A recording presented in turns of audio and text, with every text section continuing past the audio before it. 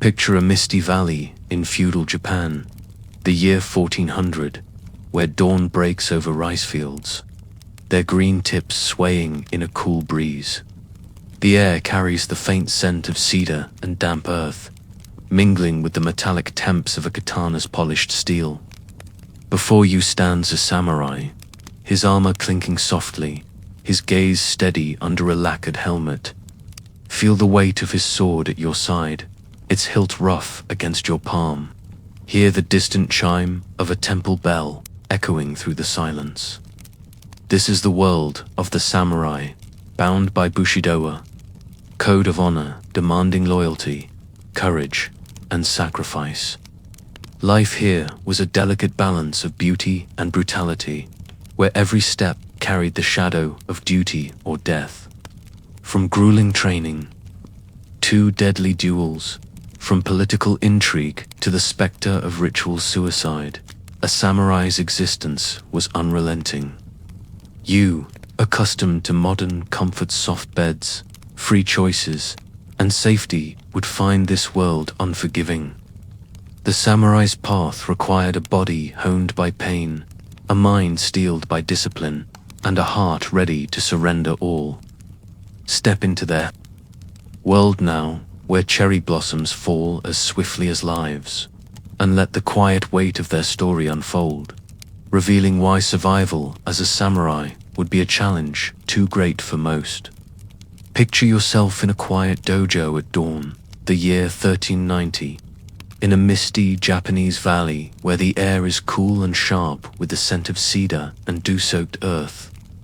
The wooden floor beneath your feet is worn smooth, its grain cold against your bare soles. Before you, a sensei stands, his eyes calm but unyielding, gripping a bakona wooden sword, its weight heavy in his hands. Hear the soft clack of wood as he demonstrates a strike, the faint rustle of his hakama pants shifting with each precise movement. Your body aches, your hands blistered from hours of gripping a similar sword, your breath visible in the chilly morning air. This is the world of the samurai, where training began in childhood and never ceased. A relentless forging of body and mind that shaped warriors for a life of honor and danger.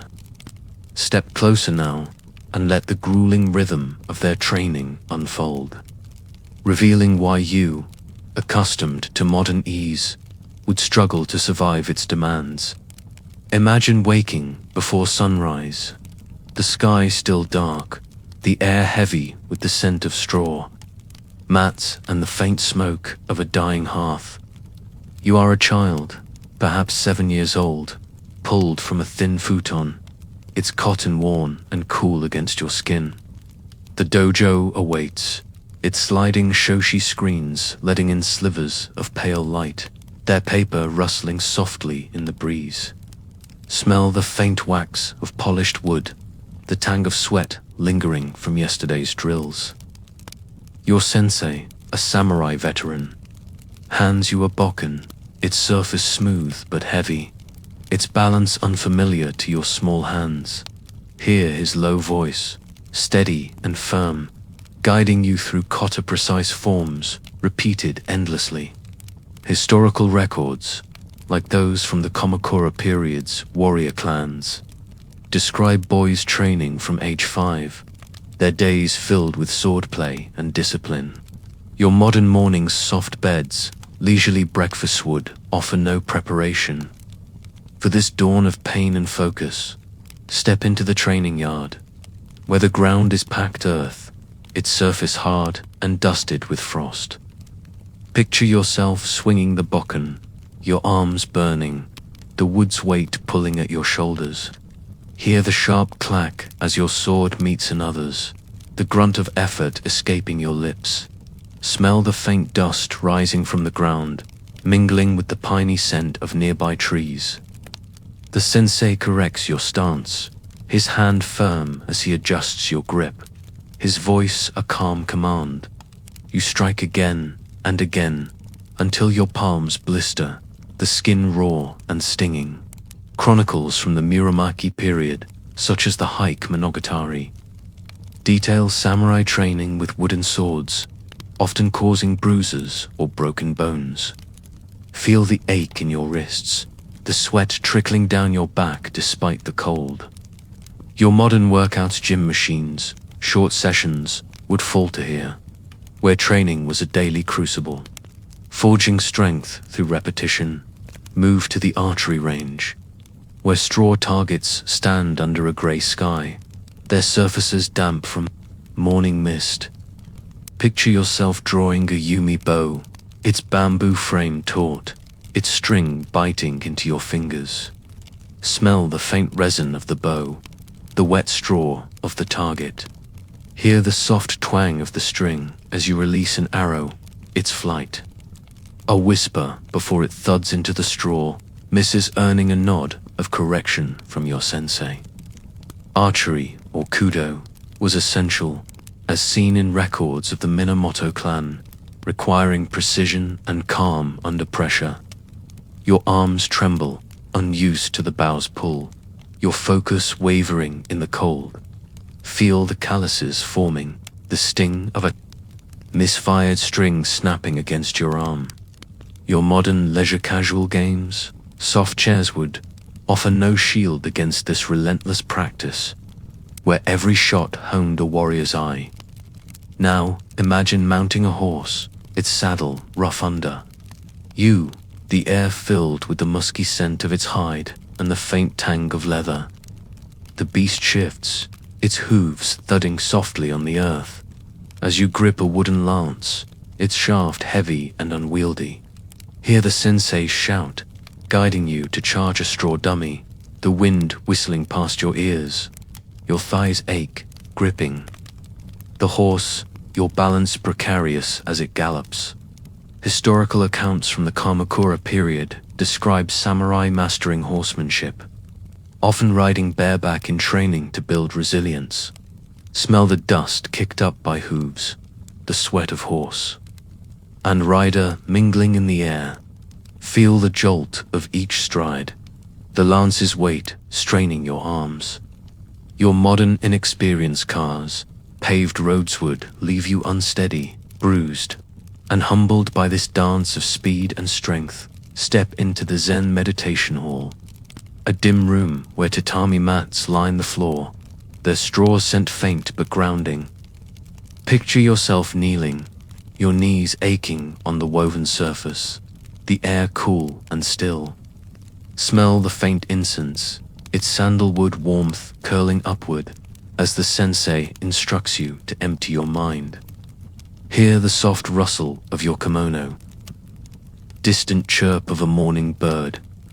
Zen meditation, rooted in Buddhist practices adopted by samurai, as noted in texts like the Shiningi, demanded focus to conquer fear and doubt. Your breath slows, but your thoughts race, unaccustomed to silence.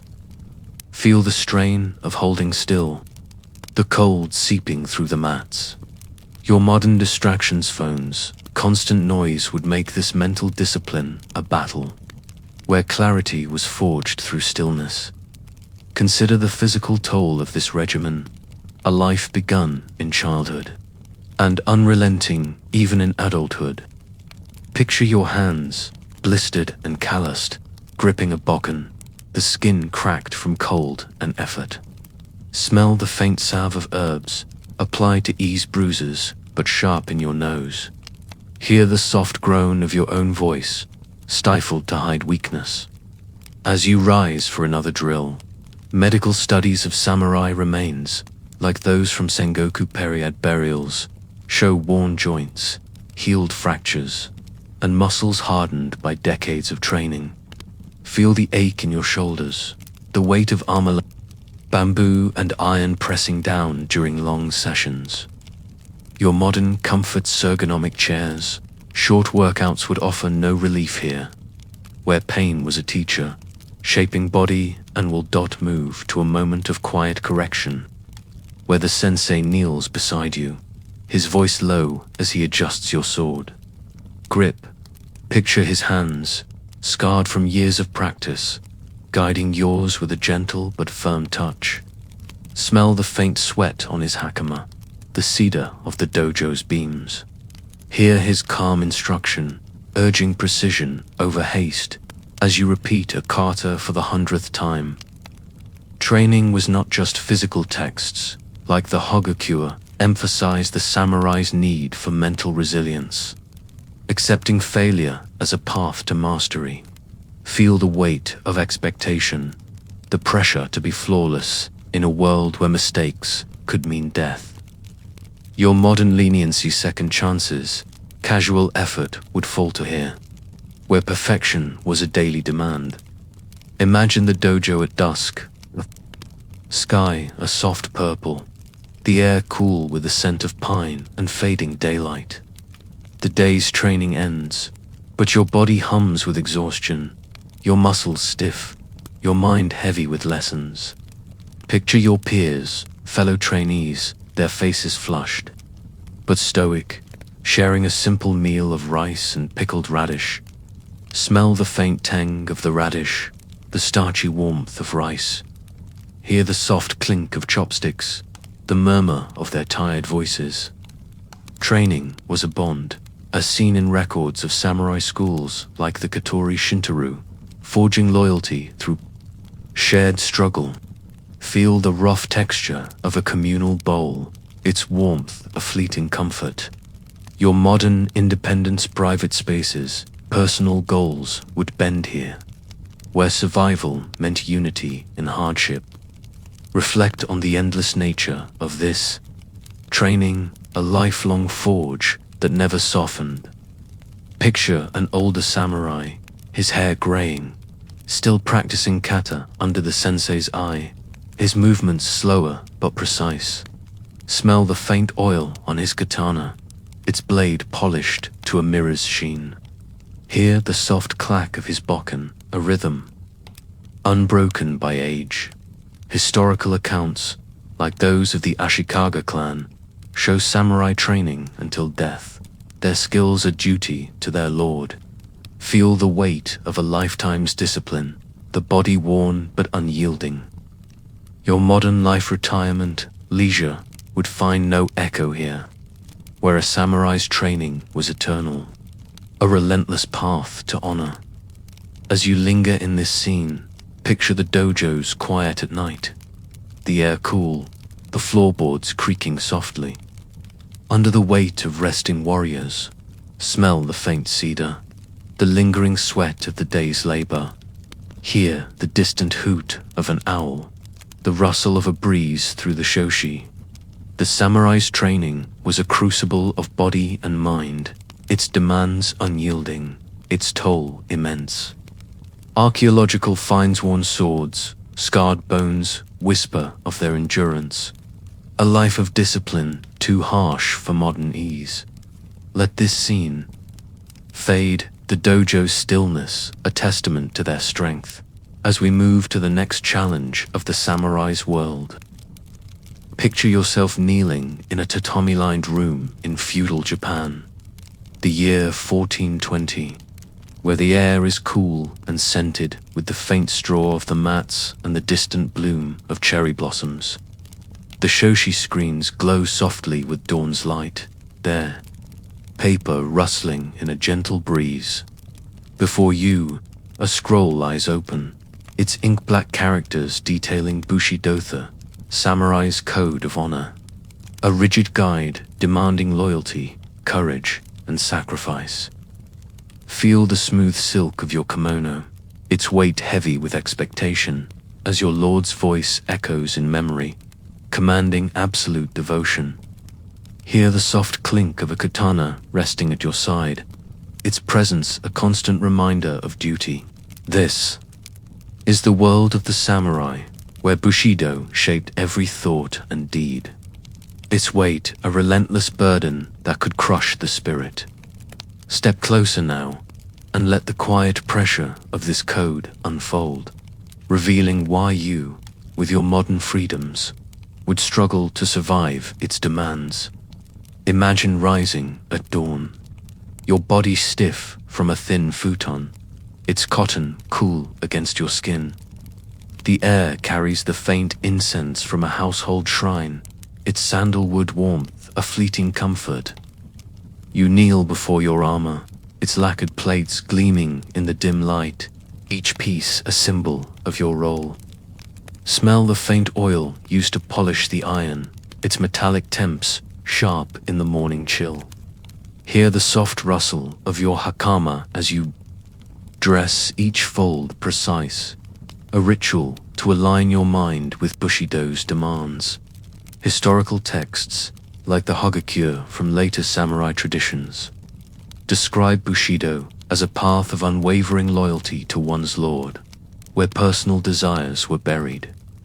Beneath duty, your modern life choices, individuality would falter here, where every action served a higher purpose. Your will bound to another's command. Step into the courtyard of your lord's castle, its stones cold underfoot, dusted with early frost. Picture yourself standing before your daimyo, his eyes calm but piercing, his silk robes whispering as he speaks of loyalty. Feel the weight of his gaze, the expectation that you would die for him without hesitation. Smell the faint cedar of the castle's beams, the crisp air of a winter morning. Hear the soft murmur of retainers, their voices hushed, watching for any sign of weakness. Bushido demanded absolute fidelity, as seen in chronicles like the Kamakura. Monogatari, where samurai swore oaths to their lords, their lives forfeit for disloyalty.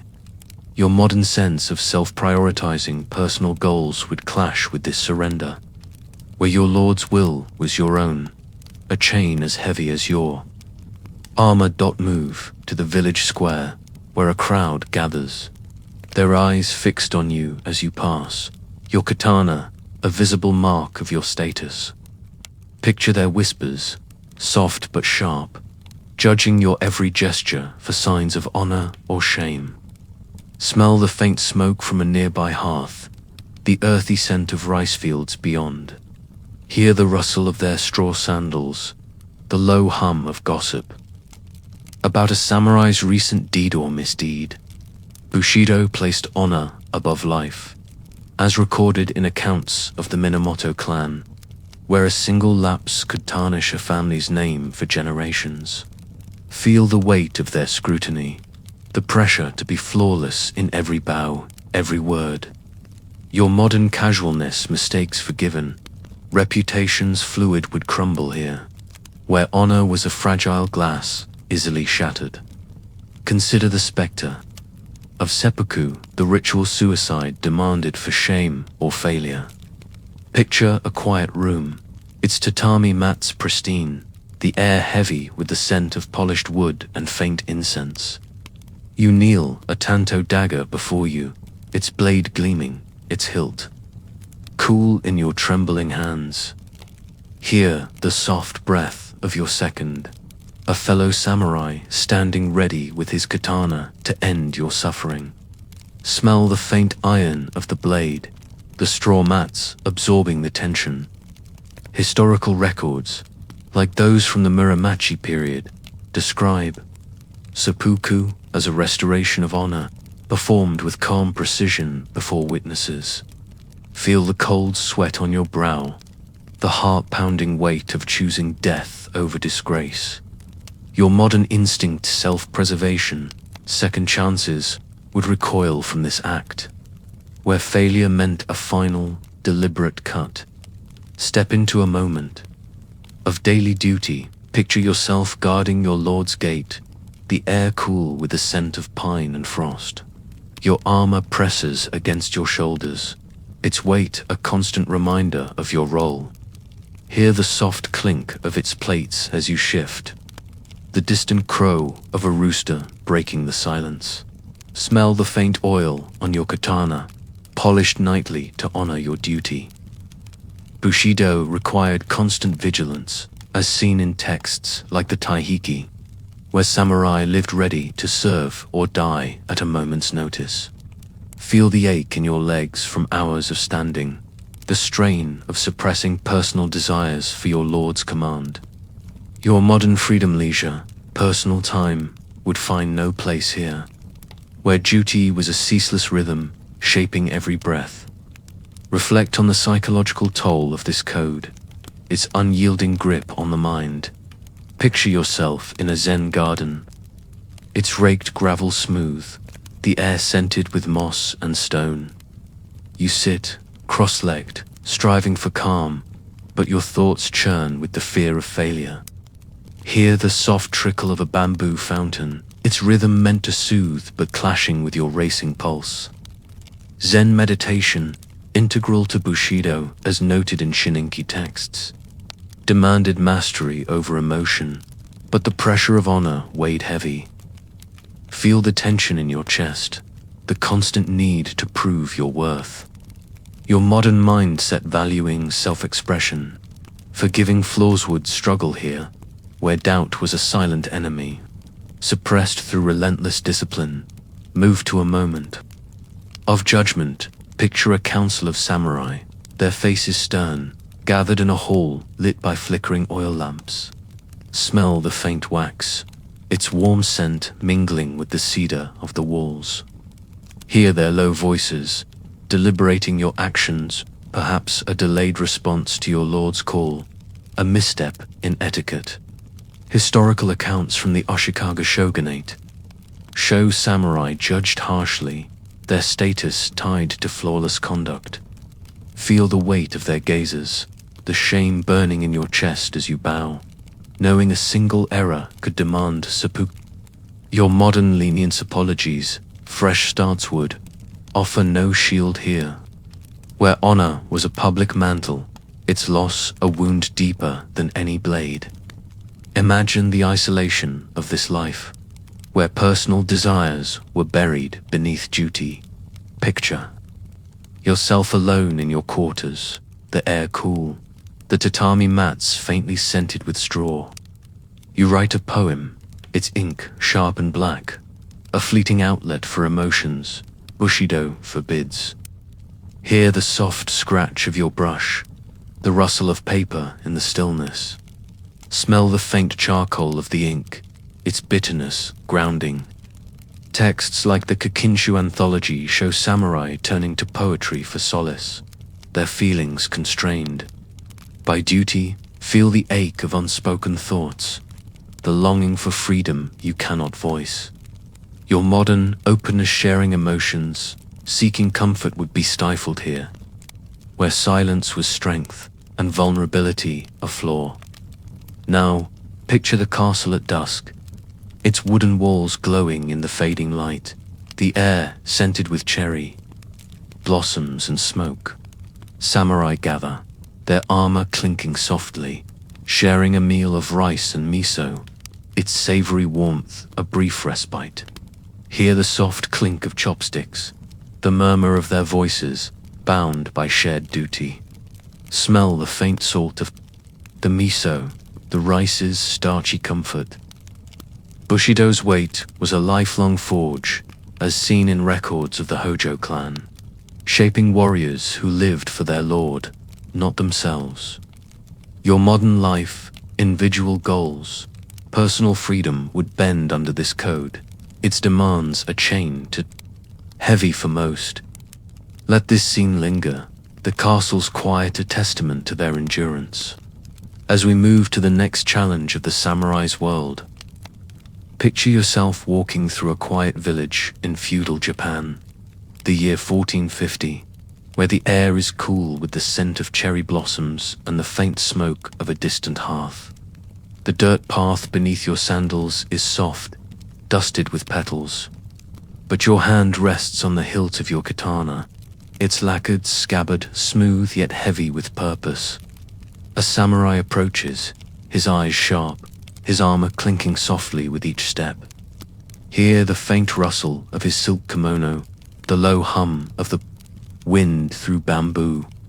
A challenge could come at any moment, a glance, a word, a perceived slight, and your life hangs on a single stroke of the blade. This is the samurai's world, where duels were a constant shadow, their ritualized dance of death demanding skill and nerve. Step closer now, and let the tense stillness of this threat unfold, revealing why you, with your modern aversion to conflict, would struggle to survive its relentless presence. Imagine standing in the village square at dawn, the sky pale and streaked, with clouds, the air crisp with the scent of dew and cedar. Your katana, freshly polished, gleams faintly, its steel cold against your side.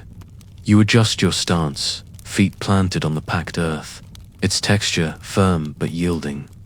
A rival samurai, perhaps offended by a careless word at last night's gathering, faces you, his blade drawn, its edge catching the light. Smell the faint oil on the steel, the sweat on your palms as you grip the hilt. Hear the soft murmur of onlookers, their voices hushed, waiting for the first move. Historical accounts, like those in the Taihaki from the Muromachi period, describe duels as ritualized tests of honor, where a single misstep meant death.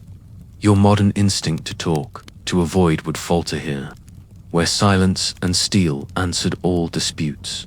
Step into the moment before the duel, your heart pounding, the air heavy with the scent of dust and your own tension. Picture your rival, his face calm but eyes unyielding, his katana held low, its blade a mirror of your own. Feel the weight of your armor, its bamboo and iron plates pressing against your chest, restricting each breath. Hear the soft clink of its ties, the rustle of your hakama as you shift your weight. The duel is not just skill, but ritual chronicles from the Kamakura period detail formal challenges, where samurai bowed before striking, their movements precise to honor Bushido.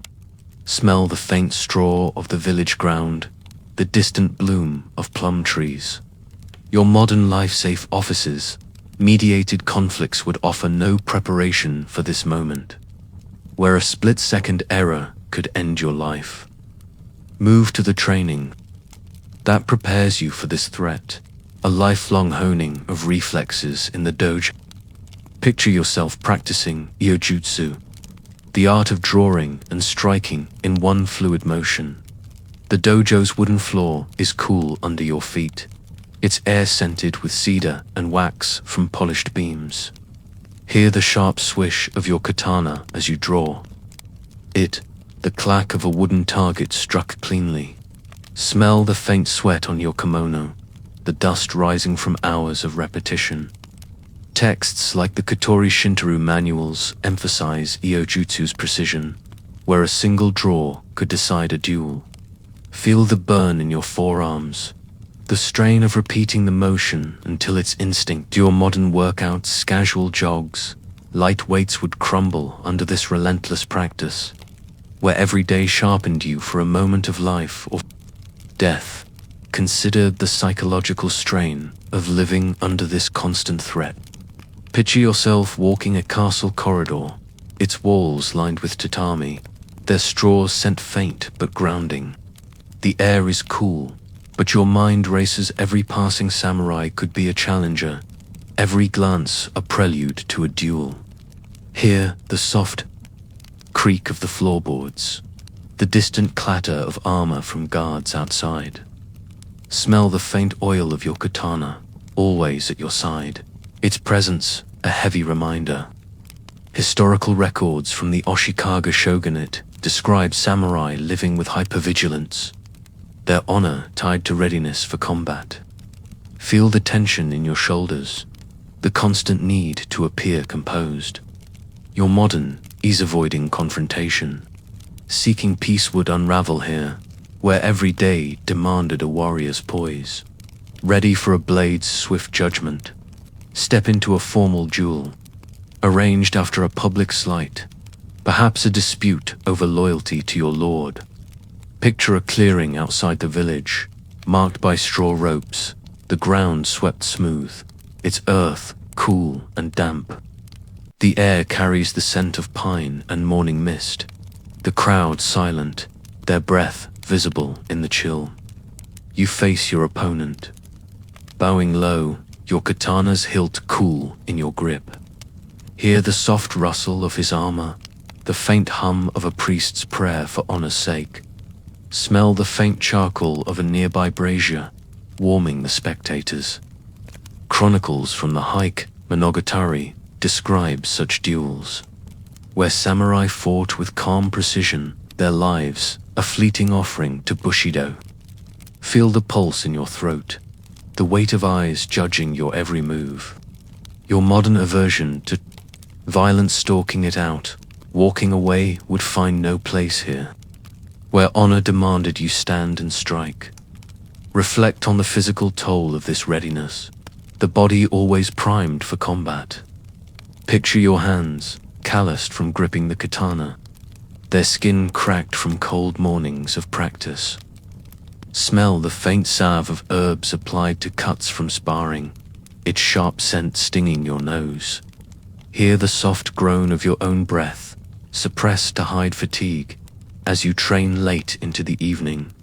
Archaeological finds, like samurai skeletons, from Sengoku period sites, show worn joints and healed wounds from constant readiness.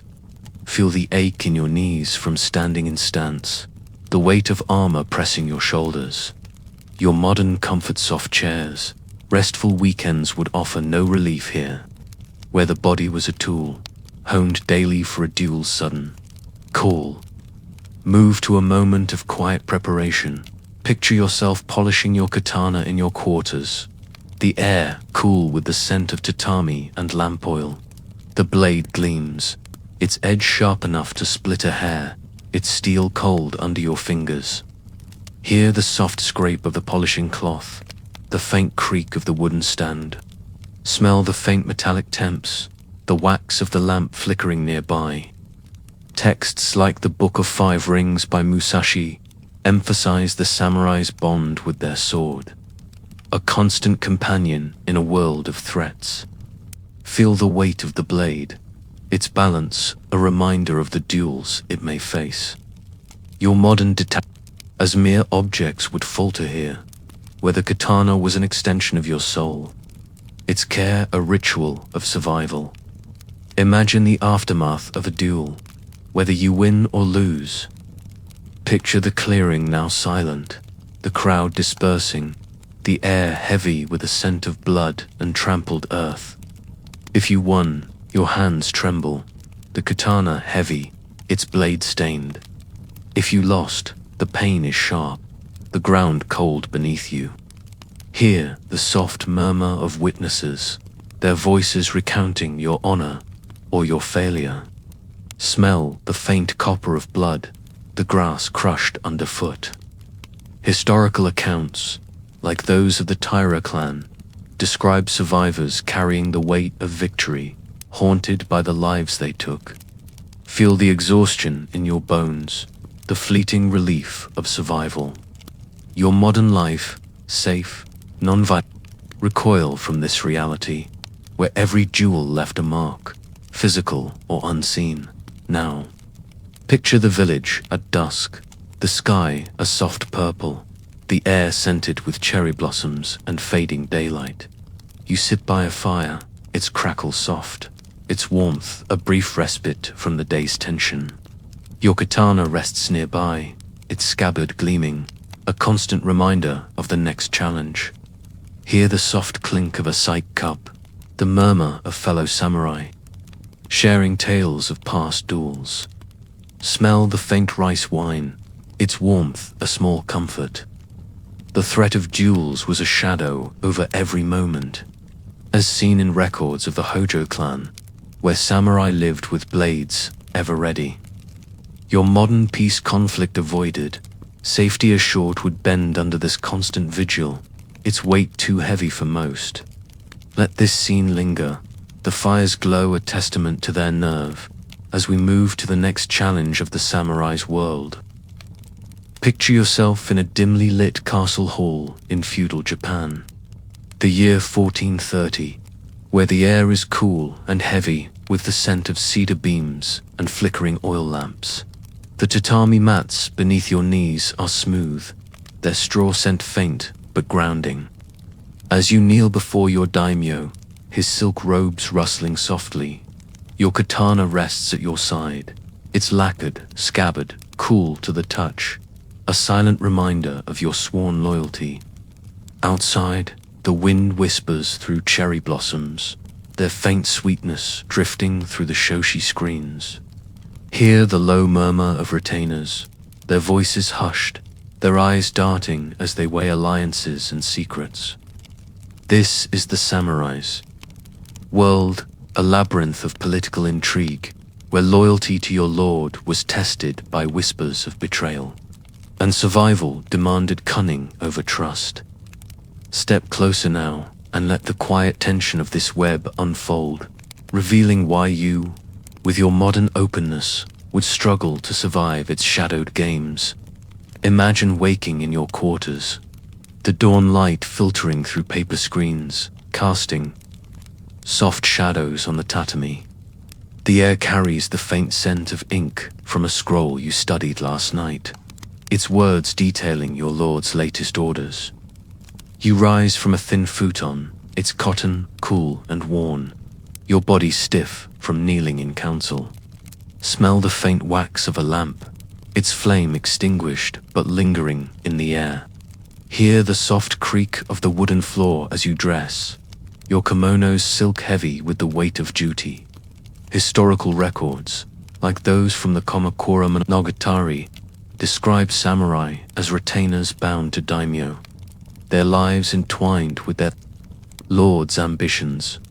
Your modern freedom personal goals, open trust would falter here, where every step was a careful dance in a world of hidden motives.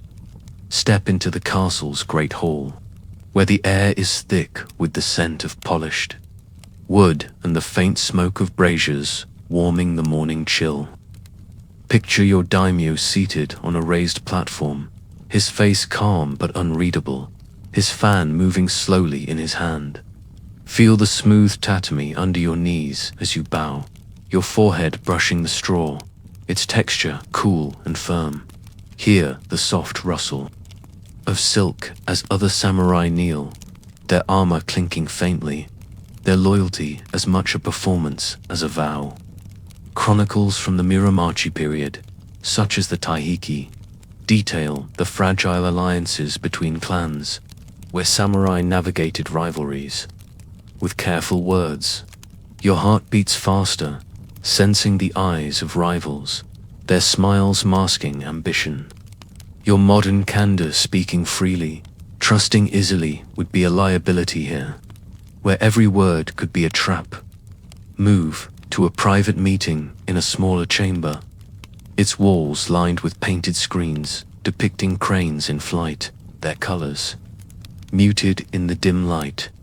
The air carries the faint scent of ink and parchment as a messenger delivers a sealed scroll, its wax seal gleaming. You break it, the wax crumbling under your fingers, its faint resin sharp in your nose. Hear the soft crackle of the paper as you unroll it, revealing coded words hinting at a rival clan's plans. Smell the faint sweat of the messenger, his haste betraying urgency. Historical accounts from the Hojo clan describe samurai acting as spies, intercepting letters or eavesdropping to protect their lord. Feel the weight of the scroll, its secrets a burden you must decode alone. Your modern transparency open communication, shared plans would unravel here, where trust was a rare coin, spent only with caution. Consider the constant risk of betrayal, a shadow over every alliance. Picture a banquet in the castle, the air warm with the savory scent of miso soup and grilled fish, the clink of sake cups, a soft rhythm. You sit among fellow samurai, their laughter polite but guarded, their eyes scanning for weakness. Smell the faint rice wine, its warmth tempting but dangerous, loosening tongues. Hear the soft strum of a biwa, its notes masking whispered deals in the corners. Texts like the Genpei Sasuke recount betrayals, samurai switching sides, leaking plans for power or survival. Feel the tension in your chest, the need to watch every word, every glance. Your modern friendships casual, trusting would be a vulnerability here, where loyalty could shift like sand, and a friend's smile could hide a dagger. Step into a moment of vigilance. Picture yourself patrolling the castle's outer walls. At dusk, the air cool with the scent of pine and fading daylight. Your katana hangs heavy at your side, its hilt smooth but cold, a constant reminder of potential threats. Hear the soft crunch of gravel under your sandals, the distant hoot of an owl, smell the faint smoke from a village below, its hearths glowing in the twilight. Historical records from the Ashikaga shogunate describe samurai tasked with guarding against assassins, their lives at risk from unseen blades. Feel the strain in your eyes, scanning the shadows for movement, your hand ready to draw. Your modern safety locks, alarms would offer no comfort here, where betrayal could come from within. A silent strike in the night. Reflect on the psychological toll of this life, the constant need for cunning. Picture yourself in a quiet garden, its gravel raked smooth, the air scented with moss and stone. You sit your katana across your lap, its steel gleaming faintly in the moonlight. Hear the soft trickle of a koi pond, its calm a contrast to your racing thoughts. Smell the faint dew on the grass, the cedar of a nearby bench. Texts like the Shininki, a ninja manual adopted by samurai, emphasize the need for deception, reading motives, hiding your own. Feel the weight of your secrets, the strain of masking your true thoughts. Your modern openness, sharing feelings, trusting colleagues would be a weakness here, where survival demanded a mind as sharp and guarded as your blade. Move to a moment of betrayal uncovered. Picture a midnight meeting in a hidden room, its air thick with the scent of lamp oil and secrecy. You kneel with your lord, his face stern, as he reveals a traitor among your ranks, a samurai who whispered plans to a rival clan. Hear the soft crackle of the lamp, the low murmur of his voice, heavy with disappointment. Smell the faint ink on an intercepted letter, its words damning. Historical accounts from the Taira clan describe such betrayals, where samurai faced execution or exile for disloyalty. Feel the chill in your spine, knowing you must now watch your closest allies, their smiles suspect. Your modern trust-assuming good faith would crumble here, where every bond was tested by the specter of deceit. Imagine the aftermath of a failed plot, where you stand in the castle courtyard, the air cool with the scent of rain and crushed petals. A traitor kneels before you, his head bowed, his katana confiscated. Hear the soft drip of rain on his armor, the murmur of the gathered samurai, their faces unreadable. Smell the wet earth, the faint iron of a blade drawn to execute. Justice. Chronicles from the Kamakura period describe samurai enforcing their lord's will, their loyalty proven by swift action. Feel the weight of your katana raised to deliver a strike, your heart heavy with duty. Your modern aversion to violence mediation, forgiveness would falter here, where betrayal demanded a final, unflinching response. Now, picture the castle. At night, its halls silent, save for the soft creak of wooden beams, the air scented with cedar and fading lamp oil. You sit alone, your katana polished, its blade reflecting the flicker of a single candle. Hear the distant wind, the rustle of shoshi screens. Smell the faint wax, its warmth a small comfort in the dark. The political web of feudal Japan, as seen in records of the Minamoto and Hojo clans, was a maze of loyalty and deceit, where samurai survived by cunning and vigilance. Your modern life open trust, shared goals would bend under this pressure, its shadows too deep for most. Let this scene linger, the castle's quiet, a testament to their guarded strength. As we move to the next challenge of the samurai's world, picture yourself in a small samurai residence in feudal Japan, the year 1410, where the air is cool and heavy with the scent of tatami mats and the faint smoke of a smoldering brazier.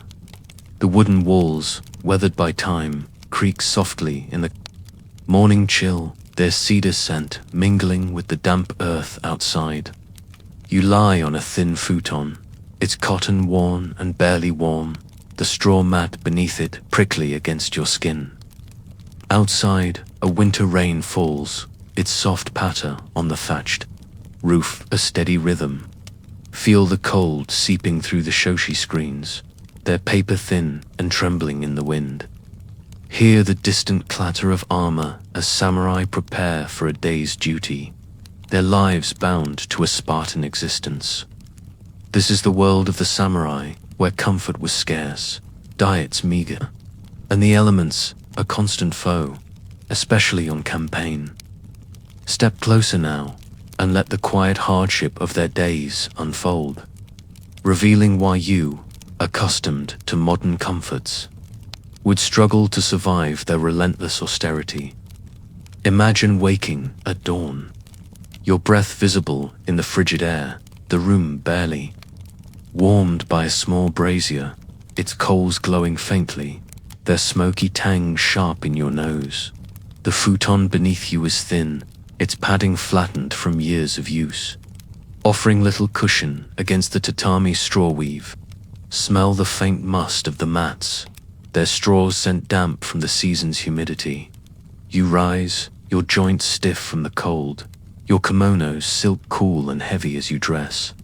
Historical records from the Kamakura period, such as household accounts of the Minamoto clan, describe samurai quarters as simple tatami floors, minimal furnishings, no luxuries. Your modern comforts blush mattresses, central heating would feel like a distant dream here, where warmth was a fleeting gift, fought for with every scrap of wood burned. Step into the morning routine, where you kneel by a low table, its wood worn smooth, to eat a sparse breakfast.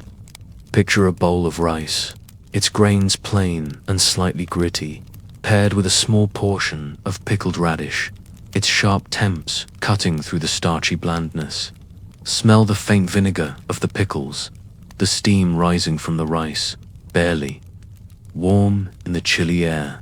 Hear the soft clink of chopsticks against a clay bowl, the murmur of your family eating in silence. Archaeological finds from samurai residences, like those at Himeji Castle, show diets limited to rice, fish, and seasonal vegetables, often rationed to stretch through winter. Feel the hunger lingering in your stomach, the portion too small to satisfy. Your modern abundance refrigerators stocked with variety wood offer no relief here, where meals were a daily reminder of scarcity. Move outside to the castle courtyard, where a cold rain falls, its droplets soaking your straw sandals, their fibers sodden and heavy. The air is sharp with the scent of wet earth and pine, the ground beneath you slick with mud, its texture clinging to your feet. You wear a straw raincoat, its surface rough and damp, offering little protection as water seeps through. Hear the soft patter of rain on your conical hat, the distant clank of armor as samurai trained despite the weather. Chronicles from the Muromachi period, like the Taihiki, describe samurai enduring harsh conditions, their bodies exposed to rain and frost during patrols or campaigns. Feel the chill sinking into your bones, the weight of wet clothing dragging at your shoulders. Your modern, shelter's cozy homes, waterproof gear would be unimaginable here, where endurance meant facing the elements with only cloth and will. Step into a military campaign, where the hardships multiply under the open sky. Picture yourself marching through a forested valley, the air thick with the scent of wet pine and decaying leaves. The ground is uneven, its roots and rocks tripping your weary feet, your armor's bamboo and iron plates chafing your skin. Smell the faint sweat of your fellow samurai, the musky odor of horses trudging nearby. Hear the soft jingle of your armor, the squelch of mud underfoot as rain drizzles through the canopy. Historical accounts from the Genpei War detail samurai campaigning for weeks, sleeping on the ground with only a thin cloak for warmth. Feel the ache in your legs, the cold seeping through your straw bedding at night. Your modern conveniences, hotels, warm showers would find no echo here, where survival meant embracing the earth's unyielding embrace. Consider the physical toll of this life, the body worn by constant exposure. Picture your hands, cracked and rough from cold, gripping a katana, its hilt biting into your palms. Smell the faint salve of camphor applied to sores, its sharp scent a brief relief. Hear the soft groan of your own breath, stifled to hide weakness, as you march through another storm. Archaeological studies of samurai remains from Sengoku period burials reveal bodies marked by malnutrition, frostbite scars, and joints worn from carrying heavy loads. Feel the weight of your armor, its plates pressing against your shoulders, the straps digging into your skin. Your modern ease climate control, soft clothing would offer no shield here, where the body was a vessel for duty, battered by wind, and rain not move to a moment of quiet respite. Picture yourself in a temporary camp, a small fire crackling under a makeshift shelter of branches and straw.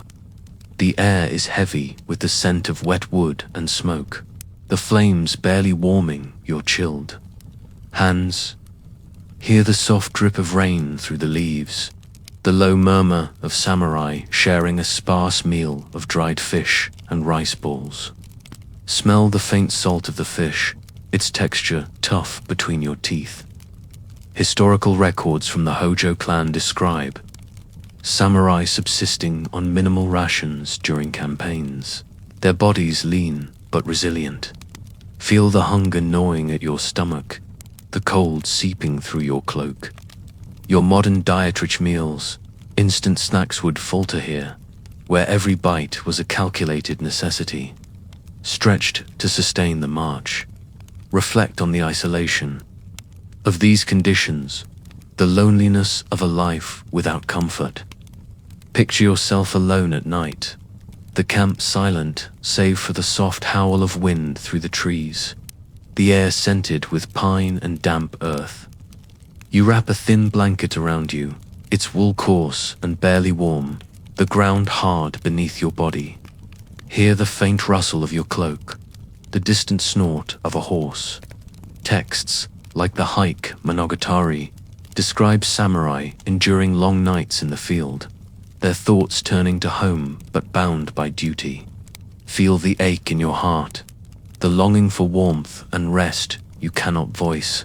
Your modern connections, cozy homes, instant communication would be a distant memory here, where solitude was a companion, met with stoic silence.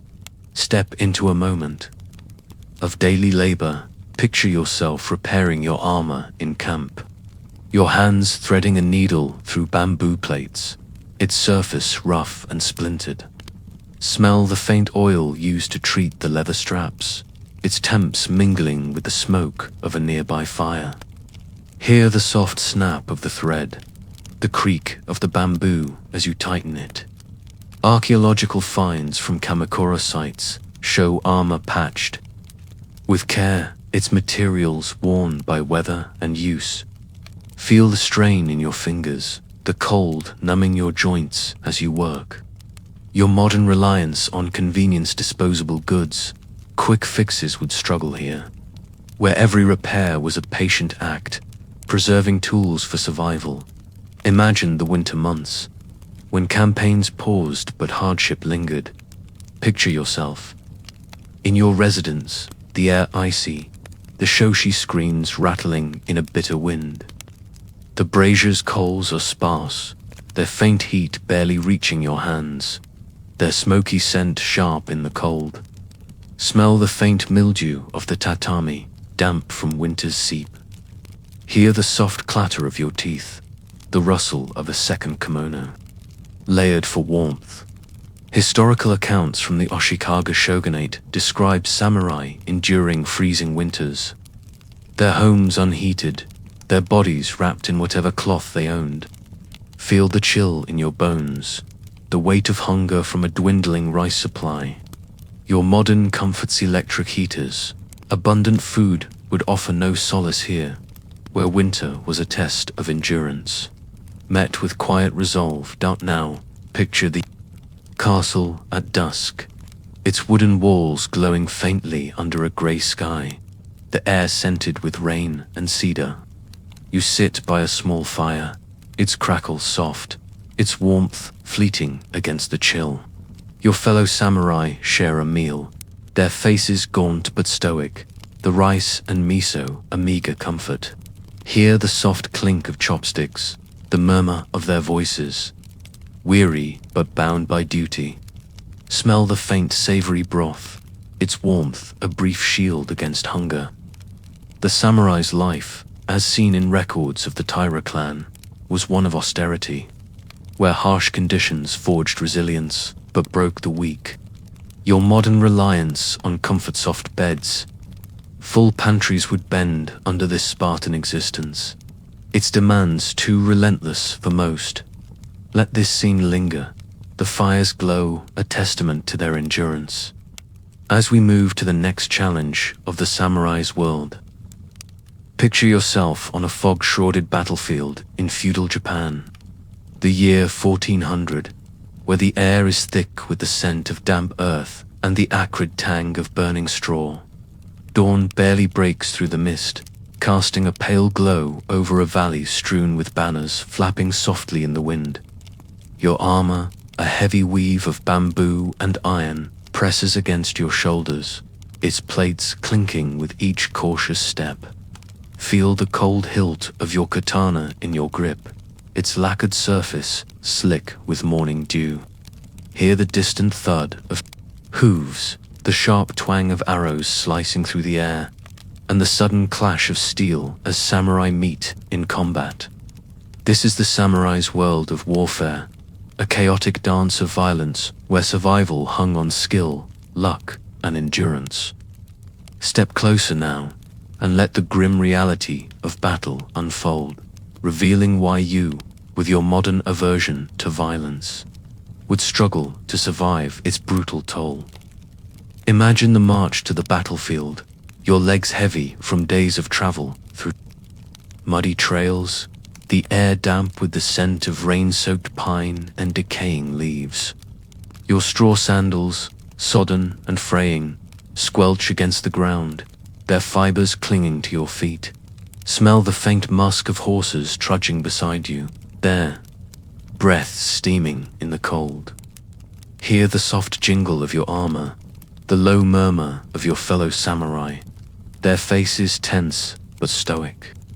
Historical accounts from the Genpei War, detailed in texts like the Haikman Ogatari, describe samurai marching for weeks, their bodies worn by long treks to face rival clans. Feel the ache in your thighs, the weight of a yari spear slung across your back, its shaft rough against your shoulder. Your modern life cars' paved roads would offer no preparation for this grueling journey, where each step was a test of stamina. Step onto the battlefield now, where chaos erupts as the armies clash. Picture the fog parting to reveal a line of enemy samurai, their armor glinting, their banners snapping in the wind. The air is sharp with the scent of sweat and blood, the ground churned into mud beneath trampling feet. Hear the piercing war cries, the twang of Yumi bows releasing arrows, their shafts whistling past your ears. Your katana is drawn, its blade cold and heavy as you face an opponent, his eyes locked on yours through a helmet's narrow slit. Chronicles from the Kamakura period describe battles as frenzied yet ritualized, with samurai seeking worthy foes to prove their honor. Feel the jolt of your blade meeting another, the shock reverberating through your arms. Your modern inexperience never facing violence, let alone wielding a sword, would leave you frozen. Overwhelmed by the storm of combat, move to the moment of engagement, where you parry a strike, your katana steel singing as it clashes, its edge nicking your opponent's armor. Smell the faint iron of blood as a stray arrow grazes a nearby samurai, his grunt swallowed by the din.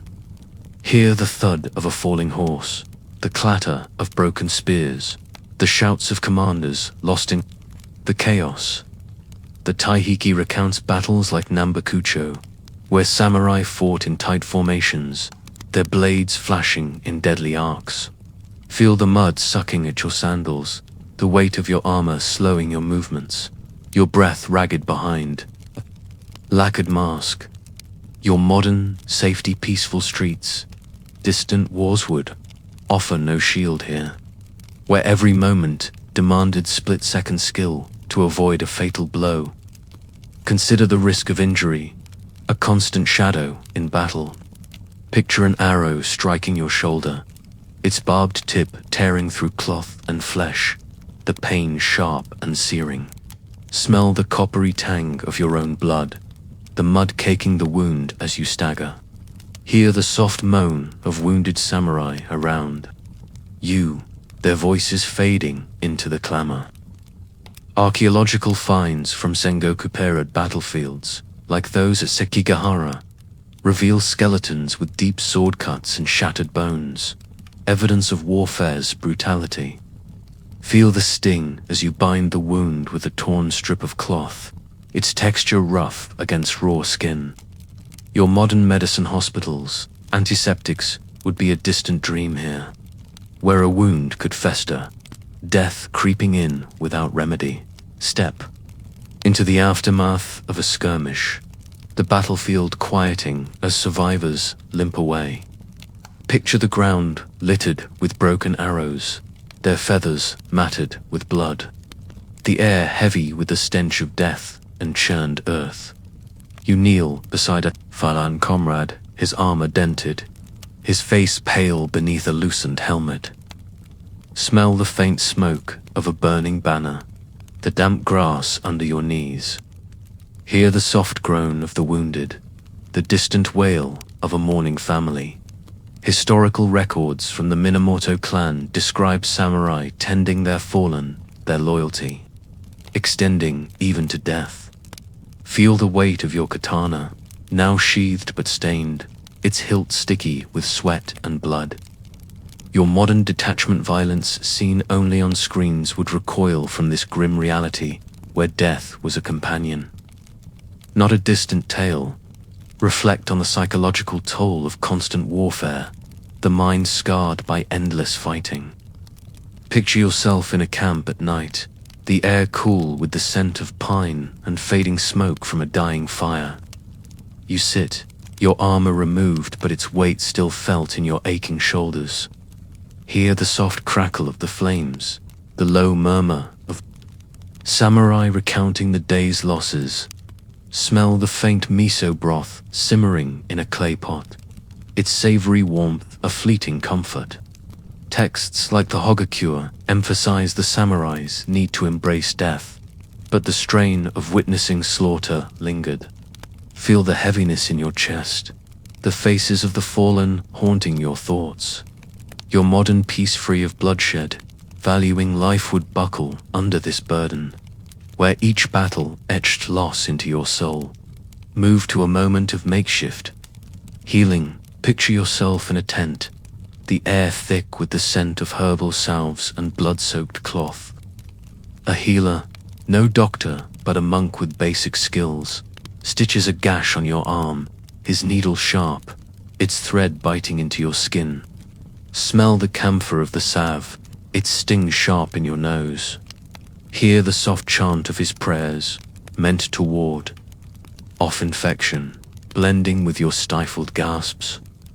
Archaeological evidence from samurai-era burials shows wounds treated with crude methods, herbs, bandages, and hope, often failing against sepsis. Feel the fever rising, the fear of death from a wound you cannot see. Your modern healthcare sterile clinics, antibiotics would offer no solace here, where survival hung on luck and prayer. Imagine the long campaigns, stretching weeks or months, where exhaustion became a constant companion. Picture yourself marching through a snowy pass, the air biting with the scent of frost and pine. Your armor, cold and heavy, chafes your skin, its straps digging into your shoulders. Hear the soft crunch of snow underfoot, the labored breaths of your comrades, their faces hidden behind frosted helmets. Smell the faint smoke of distant villages, burned in the war's path.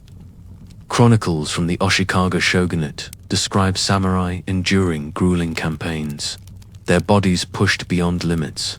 Feel the numbness in your toes, the hunger gnawing at your stomach from rations of dried rice.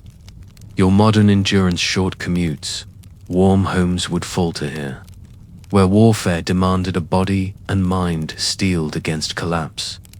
Step into a rare moment of rest.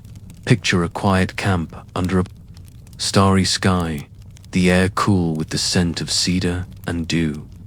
You sit by a small fire, its warmth barely reaching your chilled hands, its crackle a soft lullaby. Smell the faint salt of dried fish shared among the samurai, its texture tough but sustaining. Hear the soft clink of a sake cup, the murmur of a tale about a past victory. Historical accounts from the Taira clan show such moments as fleeting, a brief pause before the next battle. Feel the weight of your katana resting across your lap, its presence a reminder of the fight to come. Your modern leisure weekends, vacations, would find no echo here, where rest was a stolen breath in a life of war. Now, picture the battlefield at dawn, the fog lifting to reveal a scarred landscape, the air heavy with the scent of blood and trampled grass. You stand, your armor dented, your katana heavy with use, as the next wave of enemies approaches. Hear the soft twang of arrows, the clash of steel resuming, the shouts of your lord rallying his men. Smell the faint iron of your blade, the sweat soaking your underrobe. The reality of samurai warfare, as seen in records of the Nanbaku conflicts, was a relentless cycle of violence, where survival demanded skill, resilience, and a heart hardened to loss. Your modern life, peaceful, sheltered, would bend under this chaos, its brutality too raw for most. Let this scene linger. The battlefield's grim, quiet, a testament to their endurance, as we move to the next challenge of the samurai's world. Picture yourself kneeling in a quiet castle courtyard in feudal Japan, the year 1425, where the air is cool with the scent of cedar planks and the faint bloom of cherry blossoms drifting on the breeze. The stones beneath your knees are smooth, worn by countless samurai who bowed before their lord, their armor clinking softly. Your katana rests at your side, its lacquered scabbard cool against your hip, a symbol of your place in a rigid world. Above you, the daimyo's banner flutters, its silk rustling in the wind, while below, peasants toil in distant fields, their voices a faint hum. Hear the soft creak of the castle gate, the murmur of retainers watching your every move. This is the samurai's world, a hierarchy where status defined every interaction, isolating you in a web of duty and scrutiny.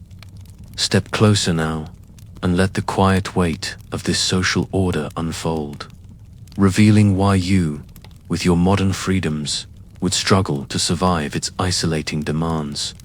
Imagine waking in your modest residence, the dawn light filtering through shoji screens, their paper glowing faintly, scented with the straw of tatami mats beneath. Your futon is thin, its cotton worn, offering little comfort against the chill of the wooden floor. Smell the faint smoke of a dying brazier, its coals barely warming the room. You rise, your kimono heavy with silk, its folds precise to signal your rank. Hear the soft rustle as you dress, the distant clatter of a servant preparing rice. Historical. Records from the Kamakura period, such as the Azuma Kagami, describe samurai as a class above peasants but below nobility, their lives governed by strict etiquette. Your modern casualness jeans, informal greetings would falter here, where every gesture was a performance of status. A misstep inviting disgrace. Step into the castle's great hall, where the air is thick with the scent of polished wood and the faint wax of oil lamps. Picture yourself bowing before your daimyo, his elevated platform a reminder of the gulf between you. Feel the cool tatami under your forehead, its straw texture firm as you press low, your armor's plates clinking. Softly, hear the soft murmur of other samurai, their eyes sharp, judging your bow's depth, your posture's grace. Chronicles from the Muromachi period, like the Taihiki, detail the rigid protocols of samurai life, where etiquette reinforced hierarchy. And any lapse could lower your standing. Smell the faint incense burning in a corner, its sandalwood warmth a fleeting comfort. Your modern informality handshakes, first names would be unthinkable here, where rank dictated every word, every glance. Move to the village below the castle, where peasants avert their eyes as you pass, their straw hats bobbing in quick bows. The air carries the scent of wet rice fields and the faint tang of fish drying in the sun. Hear the soft thud of a hoe in the fields, the low chatter of workers silenced by your presence. Your status as a samurai sets you apart, as seen in records. From the Hojo clan, where warriors were forbidden from mingling freely with commoners. Feel the weight of their deference, the isolation of being revered yet untouchable. Smell the faint mud on their sandals, a reminder of their labor, so distant from your duty-bound life. Your modern social ease, chatting with strangers, casual. Friendships would find no echo here, where your rank was a wall, separating you from the world below. Consider the scrutiny of your peers, a constant pressure within the samurai class. Picture yourself at a formal gathering, the air warm with the scent of sake and grilled eel, the tatami mat soft under your knees. Hear the soft clink of cups, the polite laughter masking hidden rivalries. Smell the faint rice wine, its warmth. Tempting but dangerous, loosening guards. Your every move, how you pour sake, how you address a senior samurai is watched. As described in texts like the Kemu Shikimoku, which outline samurai conduct, feel the tension in your shoulders, the need to appear flawless, your katana a silent reminder of your honor. Your modern openness joking freely, making mistakes would invite scorn here, where a single misstep could tarnish your name among peers. Step into the isolation of duty, where personal relationships were secondary to loyalty.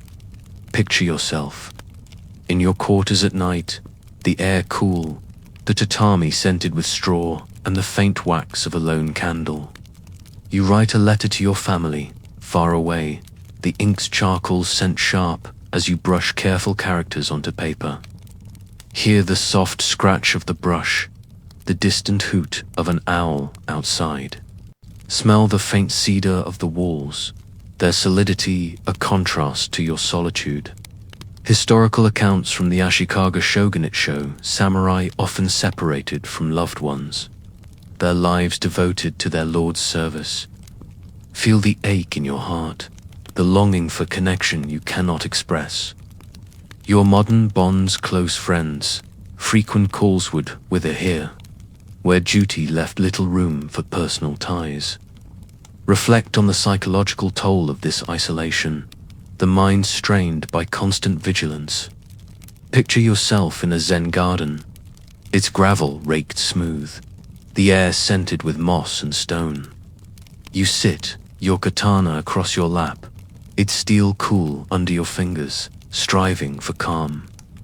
Hear the soft trickle of a bamboo fountain, its rhythm meant to soothe but clashing with your thoughts of status and scrutiny.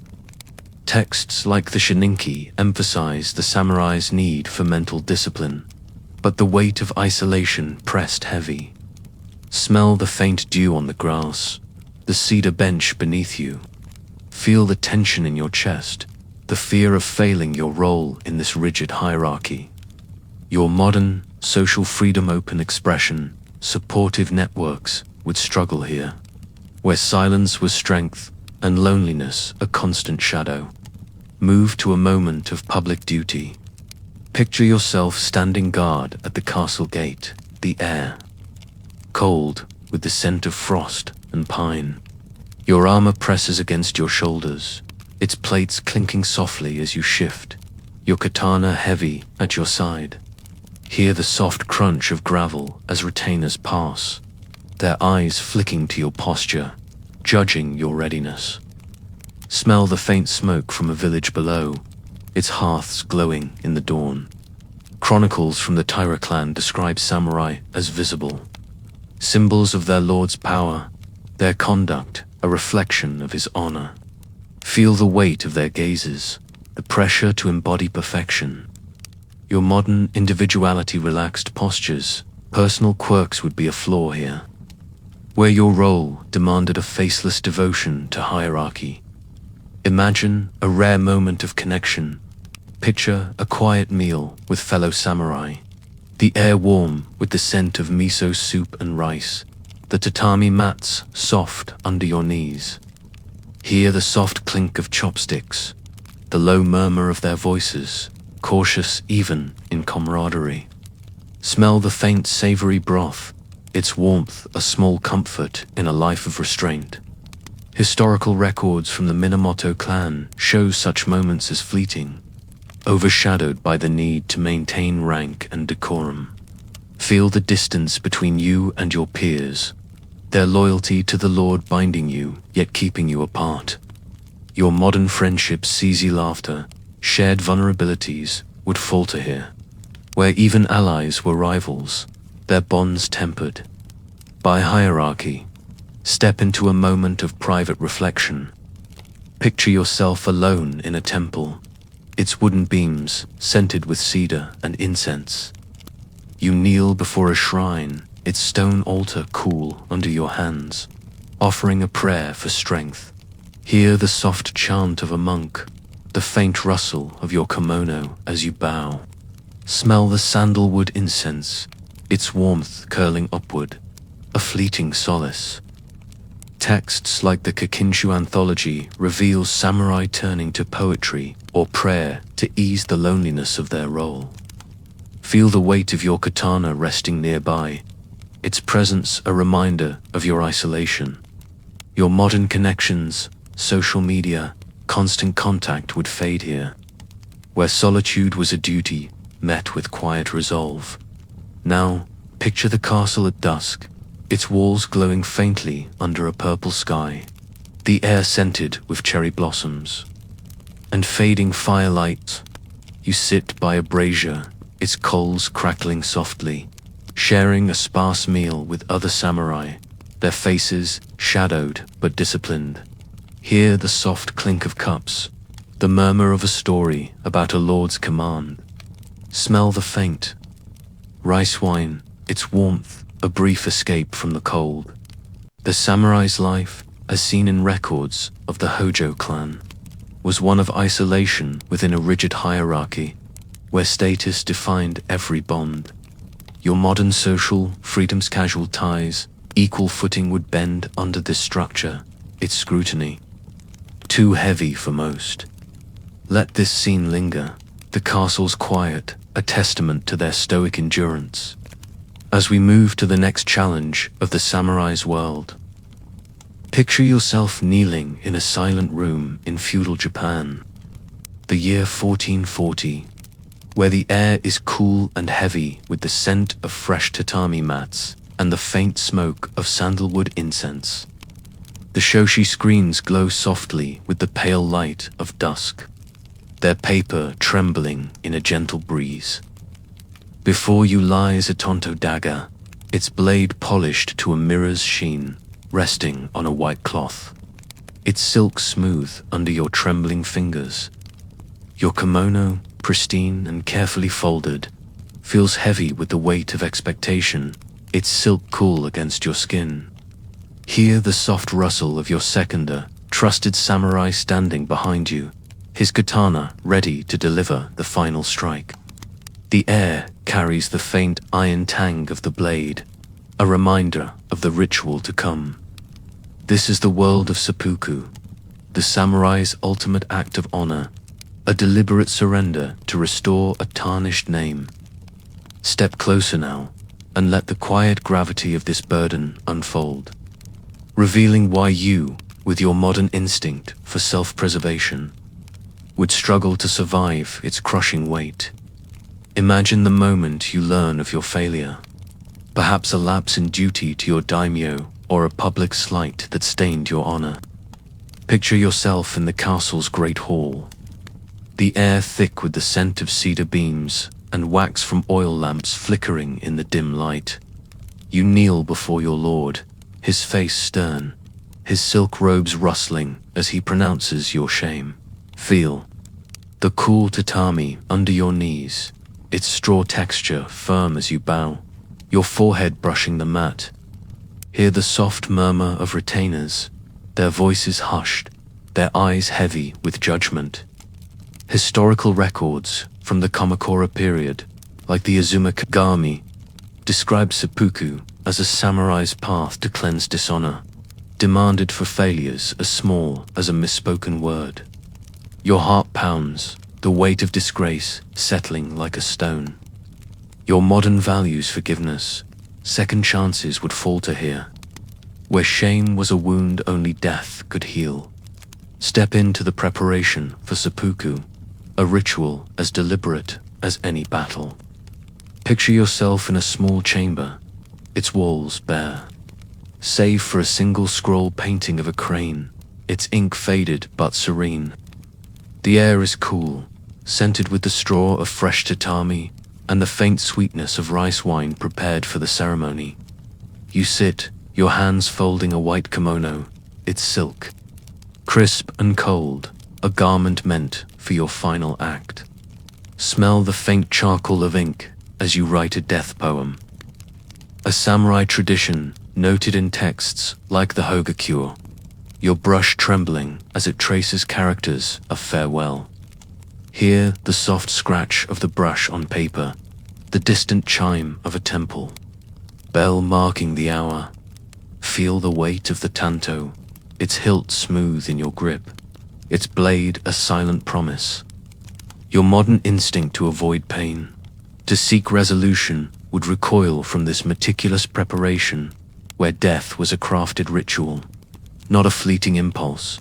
Move to the ritual itself. Picture a courtyard cleared for the occasion, its gravel raked smooth, the air cool with the scent of damp earth and cherry blossoms. A white cloth is spread before you, its silk gleaming under the fading sun, the tanto placed precisely at its center. You kneel, your kimono pristine, its folds perfect. To honor your lord, smell the faint incense burning nearby, its sandalwood warmth curling upward, a final offering. Hear the soft rustle of your second's hakama, his katana drawn and held steady, his breath calm but heavy with duty.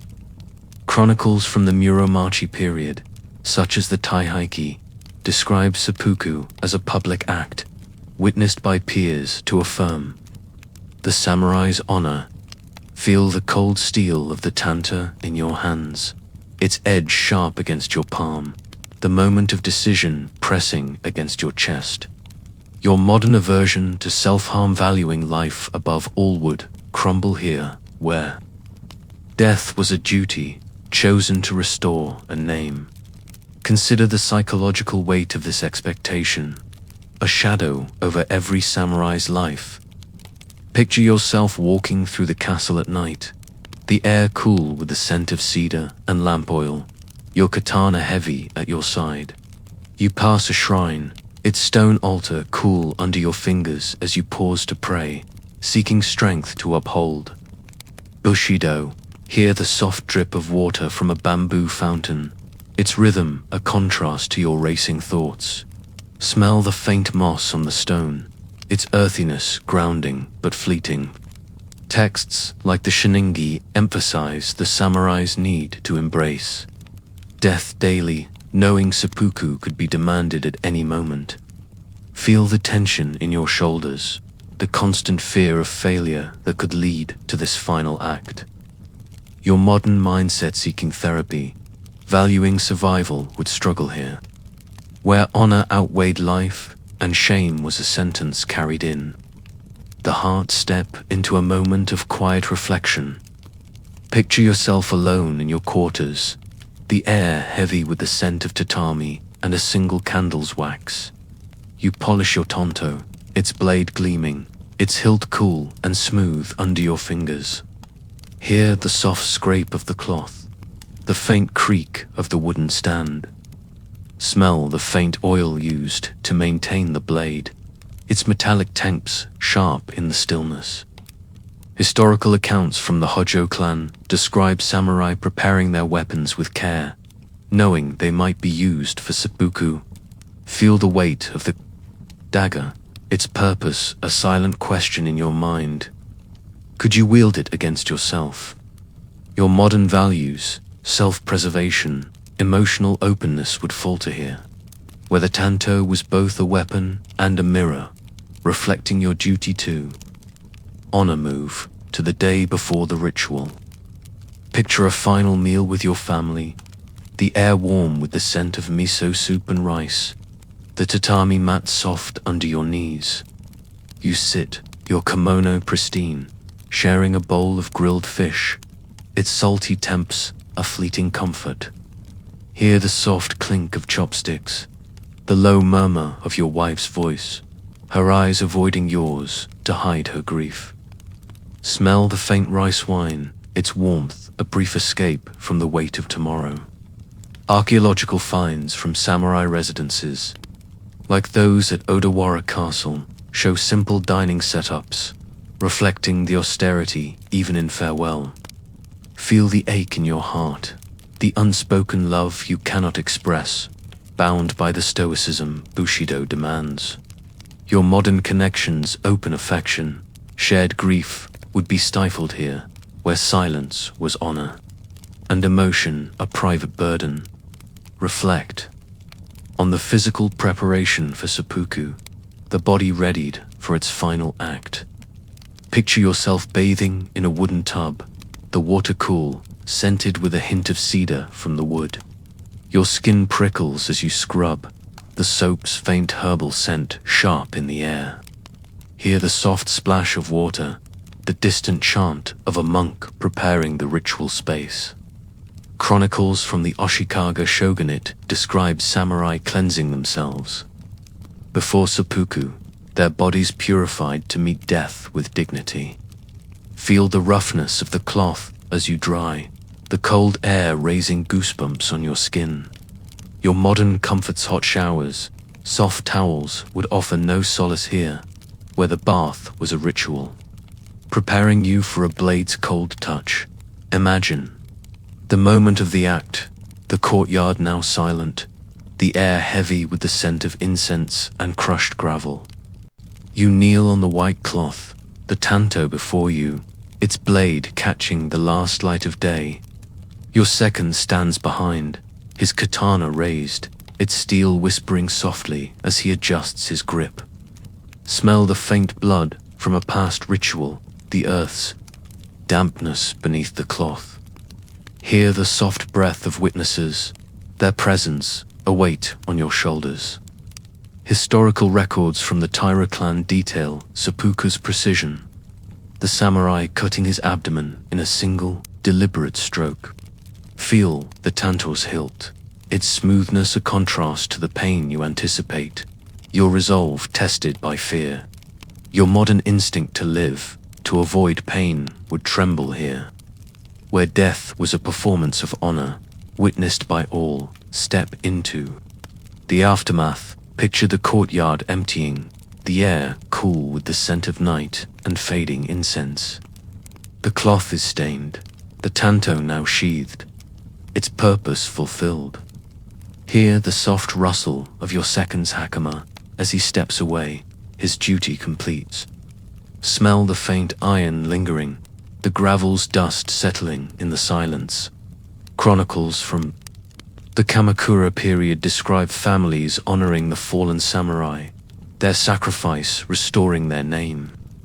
Feel the quiet of the empty space, the weight of your absence felt by those you served. Your modern life valuing survival, seeking redemption, would find no echo here, where seppuku was the final word. A resolution carved in blood dot. Now, picture the castle at night, its walls dark under a starry sky, the air scented with cedar and the faint smoke of a distant village. You, or your memory, linger in the silence. The tatami room empty, the tanto returned to its stand. Hear the soft creak of the shoshi, the distant bell of a temple marking the hour. Smell the faint wax of a candle, its flame extinguished. The burden of seppuku, as seen in records of the Minamoto clan, was a shadow over every samurai, its weight a test of their resolve. Your modern values life above honor, forgiveness over sacrifice, would bend under this expectation, its gravity. Too heavy for most. Let this scene linger, the castle's quiet a testament to their solemn strength. As we move to the final challenge of the samurai's world, picture yourself in a modest samurai residence in feudal Japan, the year 1420, where the air is cool and heavy with the scent of tatami mats and the faint glow of a single oil lamp. The wooden walls, worn smooth by time, creak softly in the evening. Breeze, their cedar scent mingling with the distant bloom of cherry blossoms. You kneel before a small family shrine, its lacquered wood adorned with ancestral tablets, their surfaces cool under your fingers as you offer a prayer. Your katana rests nearby, its scabbard gleaming, a symbol of your duty not just to your lord but to your family's name. Feel the weight of your silk kimono, its folds precise, heavy with the expectations of those who came before and those yet to come. Hear the soft rustle of your wife's kimono as she prepares a meal, the clink of clay bowls, a quiet rhythm in the stillness. This is the samurai's world, where duty to family and legacy was a relentless force, binding your life to the honor and survival of your clan. Step closer now, and let the quiet burden of this obligation unfold, revealing why you, with your modern freedoms and individual priorities, would struggle to survive its unyielding demands. Imagine waking at dawn, the air crisp with the scent of dew and cedar as you rise from a thin futon, its cotton worn and barely warm against the tatami's straw weave. The room is small, its shoshi screens glowing faintly with the first light, their paper trembling in the breeze. You approach the family shrine, its wooden tablets etched with the names of ancestors, their presence a constant reminder of your duty to uphold their honor.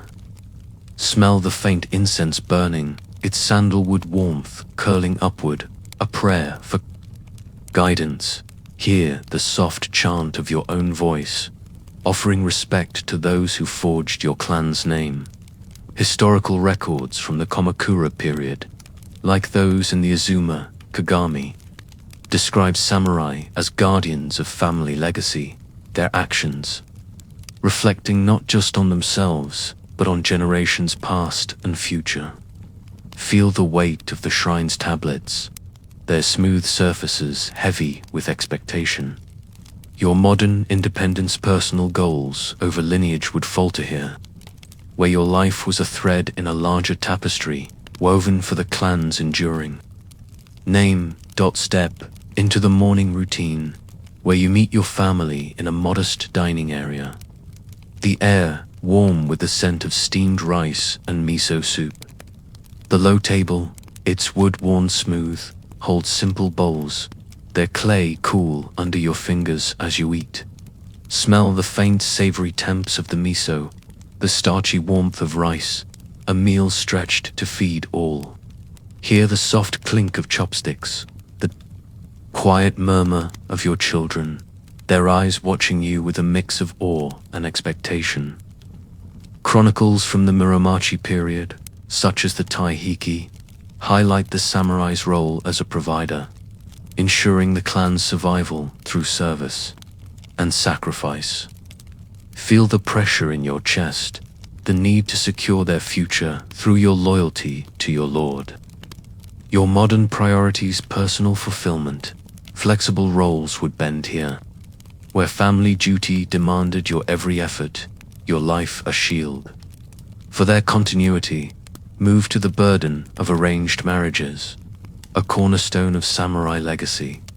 Picture a meeting in a castle chamber, its walls lined with painted screens depicting cranes in flight, their colors muted in the dim light. The air carries the scent of ink and parchment as your lord presents a scroll, its wax seal gleaming, detailing a betrothal to a stranger from another clan. Smell the faint resin of the wax, its sharpness cutting through the cedar-scented air. Hear the soft rustle of the scroll as you unroll it, the match a strategic alliance to strengthen your family's standing.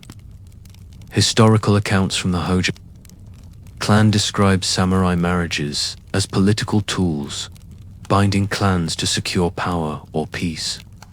Feel the weight of the decision, your personal desires buried beneath the clan's needs. Your modern values, love, choice in partners would struggle here, where marriage was a duty, a contract sealed for lineage, not affection.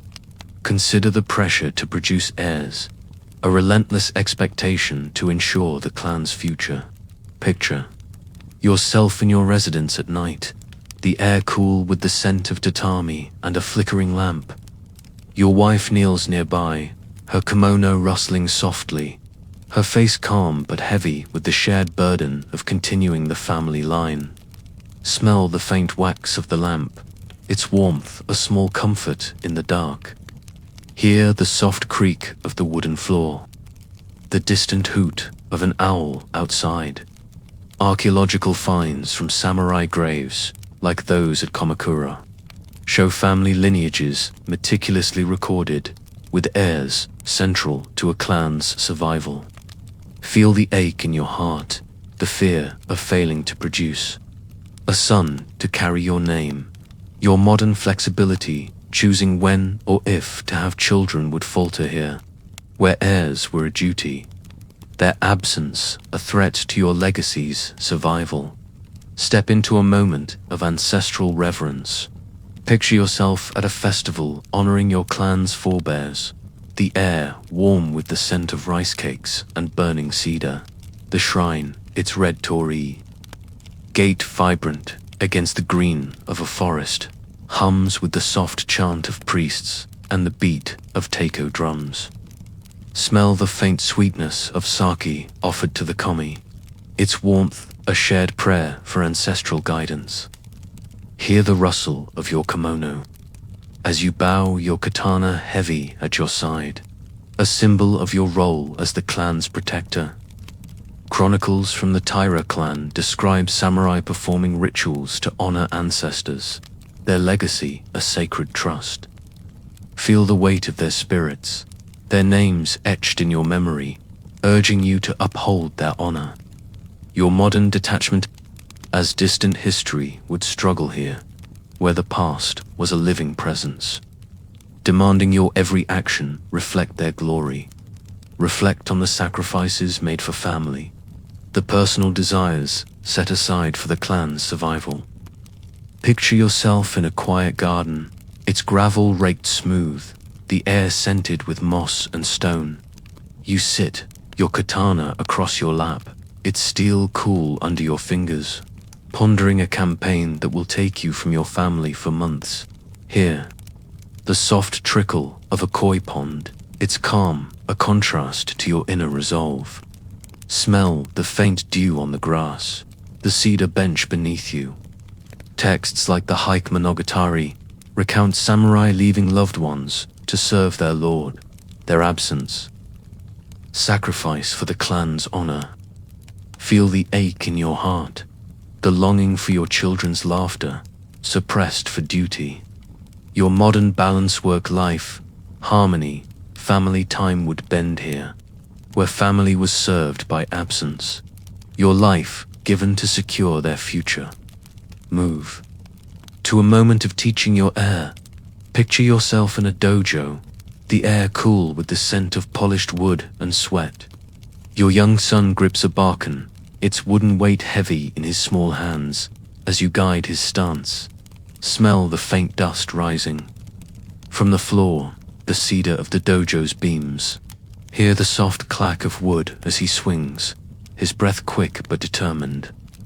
Historical records from the Minamoto clan describe samurai training their sons from childhood, ensuring the clan's skills and honor endure. Feel the weight of his gaze, his trust in you to prepare him for a warrior's life. Your modern parenting freedom. Playtime would falter here, where your child's future was a warrior's path. Forged through discipline and duty. Step into a moment of crisis. Picture a meeting with your clan elders, the air heavy with the scent of ink and old parchment. The room is dim, lit by a single lamp, its wax scent mingling with the cedar walls. They speak of a failed harvest, the clan's resources dwindling, your duty to secure alliances or face ruin. Hear the soft rustle of their robes, the low murmur of their voices, heavy with expectation. Smell the faint smoke from a brazier, its warmth a fleeting comfort. Chronicles from the Ashikaga shogunate describe samurai sacrificing personal wealth to sustain their clan, their honor tied to family. Survival. Feel the pressure in your chest, the need to act for those who depend on you. Your modern individualism, personal savings, independent choices would struggle here, where every decision served the clan. Your own needs, a distant afterthought. Imagine a private moment of reflection. Picture yourself at the family shrine, the air cool with the scent of incense and tatami. You kneel, your hands tracing the ancestral tablets that would worn smooth by generations. Hear the soft chant of your prayer, the distant wind rustling the shoshi screens. Smell the faint sandalwood, its warmth a reminder of your ancestors. Presence texts like the Kakinshu anthology show samurai seeking solace in such moments, their duty to family a sacred bond. Feel the weight of their legacy, the fear of failing those who watch from beyond. Your modern disconnection family as present, not past would falter here, where ancestors were a living force, their honor your burden to carry.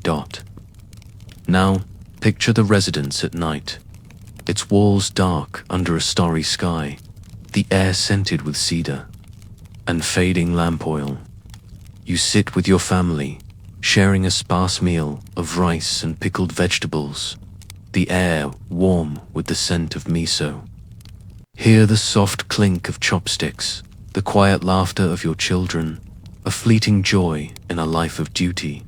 Smell the faint tang of the pickles, the starchy warmth of rice. The samurai's duty to family, as seen in records of the Hojo clan, was a relentless force, binding them to a legacy that demanded sacrifice over self. Your modern freedoms, choosing your path, prioritizing personal happiness would bend under this weight, its demands too heavy for most. Let this scene linger. The residences quiet a testament to their devotion as we move to the final reflection of the samurai's world. Picture yourself kneeling in the grand hall of a feudal Japanese castle, the year 1415, where the air is cool and heavy with the scent of polished cedar beams and the faint smoke of oil lamps flickering in the dim light. The tatami mats beneath. Your knees are smooth, their straws scent faint but grounding. As you bow before your daimyo, his silk robes rustling softly on a raised platform. Your katana rests at your side, its lacquered scabbard cool against your hip, a constant reminder of your sworn oath. Outside, the wind carries the scent of cherry blossoms and damp earth, whispering through the shoshi screens. Feel the weight of your armor, its bamboo and iron plates pressing into your shoulders, a physical echo of the loyalty that binds your life to your lord's will. Hear the soft murmur of retainers, their eyes watching for any sign of hesitation. This is the samurai's world, where loyalty to the daimyo was an all-consuming duty, demanding the sacrifice of personal desires and constant readiness to serve, even at the cost of life or family. Step closer now, and let the quiet burden of this loyalty unfold, revealing why you, with your modern sense of freedom, would struggle to survive its relentless demands. Imagine waking at dawn, the air crisp with the scent of frost and cedar. As you rise from a thin futon, its cotton barely warm against the chill of the wooden floor. The castle looms nearby, its walls a silent command to prepare for your lord's orders. You dress in your kimono, its silk heavy with the weight of duty, its folds precise to honor your role. Smell the faint wax of a lamp, its flame extinguished but lingering in the air. Hear the soft creak of the shoji as you step outside, the distant clatter of armor signaling the day's tasks. Historical records from the Kamakura period, like those in the Azuma Kagome, describe samurai as extensions of their lord's will, their lives devoted to his service above all else. Feel the tension in your chest, the knowledge that your every action serves him, not yourself. Your modern autonomy choosing your path, prioritizing personal goals would falter here, where loyalty was a chain, binding your will to another's. Step into the castle's courtyard, where the air is cold with the scent of wet stone and pine. The ground swept clean for your lord's arrival. Picture yourself standing in formation, your armor clinking softly, your katana ready at your side. Your daimyo approaches, his fan moving slowly, his gaze piercing as he issues commands for a campaign. Smell the faint incense clinging to his robes, its sandalwood warmth, a contrast to the chill. Hear the soft rustle of his silk, the low hum of retainers echoing his orders. Chronicles from the Muromachi period, such as the Taihiki detail samurai executing their lord's will, from guarding his lands to leading battles, with no room for refusal. Feel the weight of his words, each one a directive that overrides your desires. Your modern independence questioning authority, seeking balance would crumble here, where obedience was absolute and dissent unthinkable. Move to a moment of service. Picture yourself riding out at dusk, the air heavy with the scent of dust and horse sweat, your lord's banner fluttering above. The saddle is rough under you, its leather creaking as you grip your yori spear, its shaft cool and heavy. Hear the soft thud of hooves on the dirt path, the distant cry of a hawk overhead. Smell the faint smoke of a village your lord has ordered you to secure, its fields to be claimed for his domain. Historical accounts from the Hojo clan describe samurai as enforcers of their lord's will, often leaving families behind to fulfill his commands. Feel the ache in your thighs, the strain of riding through the night, your heart heavy with thoughts of home. Your modern life, flexible schedules, personal time would offer no preparation for this relentless service where your Lord's needs eclipsed all else. Consider the risk of punishment for failure, a constant shadow over your loyalty. Picture a tense meeting in a castle chamber, its walls lined with painted screens of cranes, their colors muted in the lamplight. The air carries the scent of ink and parchment as your lord reviews a failed mission, perhaps a lost skirmish or a delayed report. Smelled the faint resin of a wax seal on his orders, its sharpness cutting through the cedar-scented air. Hear the soft crackle of the scroll as he unrolls it, his voice calm but laced with warning. Chronicles from the Ashikaga shogunate describe samurai facing exile, demotion, or even seppuku for failing their lord, their honor tied to flawless execution. Feel the cold sweat on your brow, the fear of disgrace tightening your chest. Your modern leniency mistakes, forgiven, second chances would falter here, where failure could mean the loss of everything. Your loyalty judged by results alone. Step into the emotional toll of this loyalty, the heart strained by constant sacrifice. Picture yourself in a quiet garden, its gravel raked smooth, the air scented with moss and stone. You sit, your katana across your lap, its steel cool under your fingers, pondering a command to leave your family for a distant campaign. Hear the soft trickle of a koi pond, its calm a contrast to your inner turmoil. Smell the faint dew on the grass, the cedar bench beneath you. Texts like the Hike Monogatari recount samurai torn between lord and loved ones, their loyalty to the daimyo often costing personal bonds.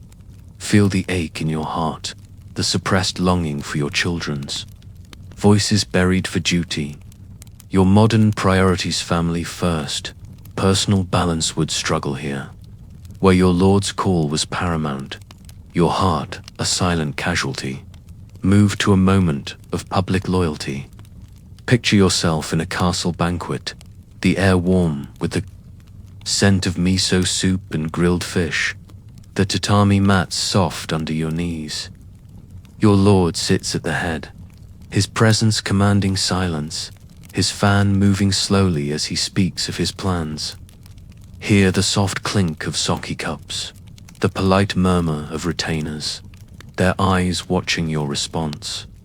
Smell the faint rice wine, its warmth tempting but dangerous, loosening guards. Historical records from the Taira clan describe samurai proving loyalty through public displays, their every gesture a testament to their lord. Feel the weight of their scrutiny, the need to bow lower, speak softer to affirm your devotion. Your modern individuality speaking freely, valuing self-expression, would be a liability here, where loyalty was performed, a public vow etched. In every act, step into a private moment of reflection. Picture yourself alone in your quarters, the air cool with the scent of tatami and lamp oil. You write a letter to your lord, pledging renewed loyalty. The ink's charcoal sent sharp as your brush moves across the paper. Hear the soft scratch of the brush, the distant wind rustling the shoshi screens. Smell the faint wax of the lamp, its flicker casting shadows on your words. Texts like the Kokinshu anthology show samurai expressing devotion in poetry, their loyalty a sacred bond. Feel the weight of the scroll, its words a chain tying you to your lord's will. Your modern freedom choosing allegiances, valuing falter here, where loyalty was a lifelong oath. Unyielding even in solitude. Imagine the physical toll of this service, the body worn by constant readiness. Picture yourself patrolling the castle walls at night, the air cold with the scent of frost and pine, your armor heavy, its plates chafing your shoulders. Hear the soft crunch of gravel under your sandals, the distant bark of a dog in the village. Below, smell the faint oil on your katana, polished nightly to honor your lord. Archaeological finds from samurai residences, like those at Adawara Castle, show bodies marked by years of service, with worn joints and scars from endless duties.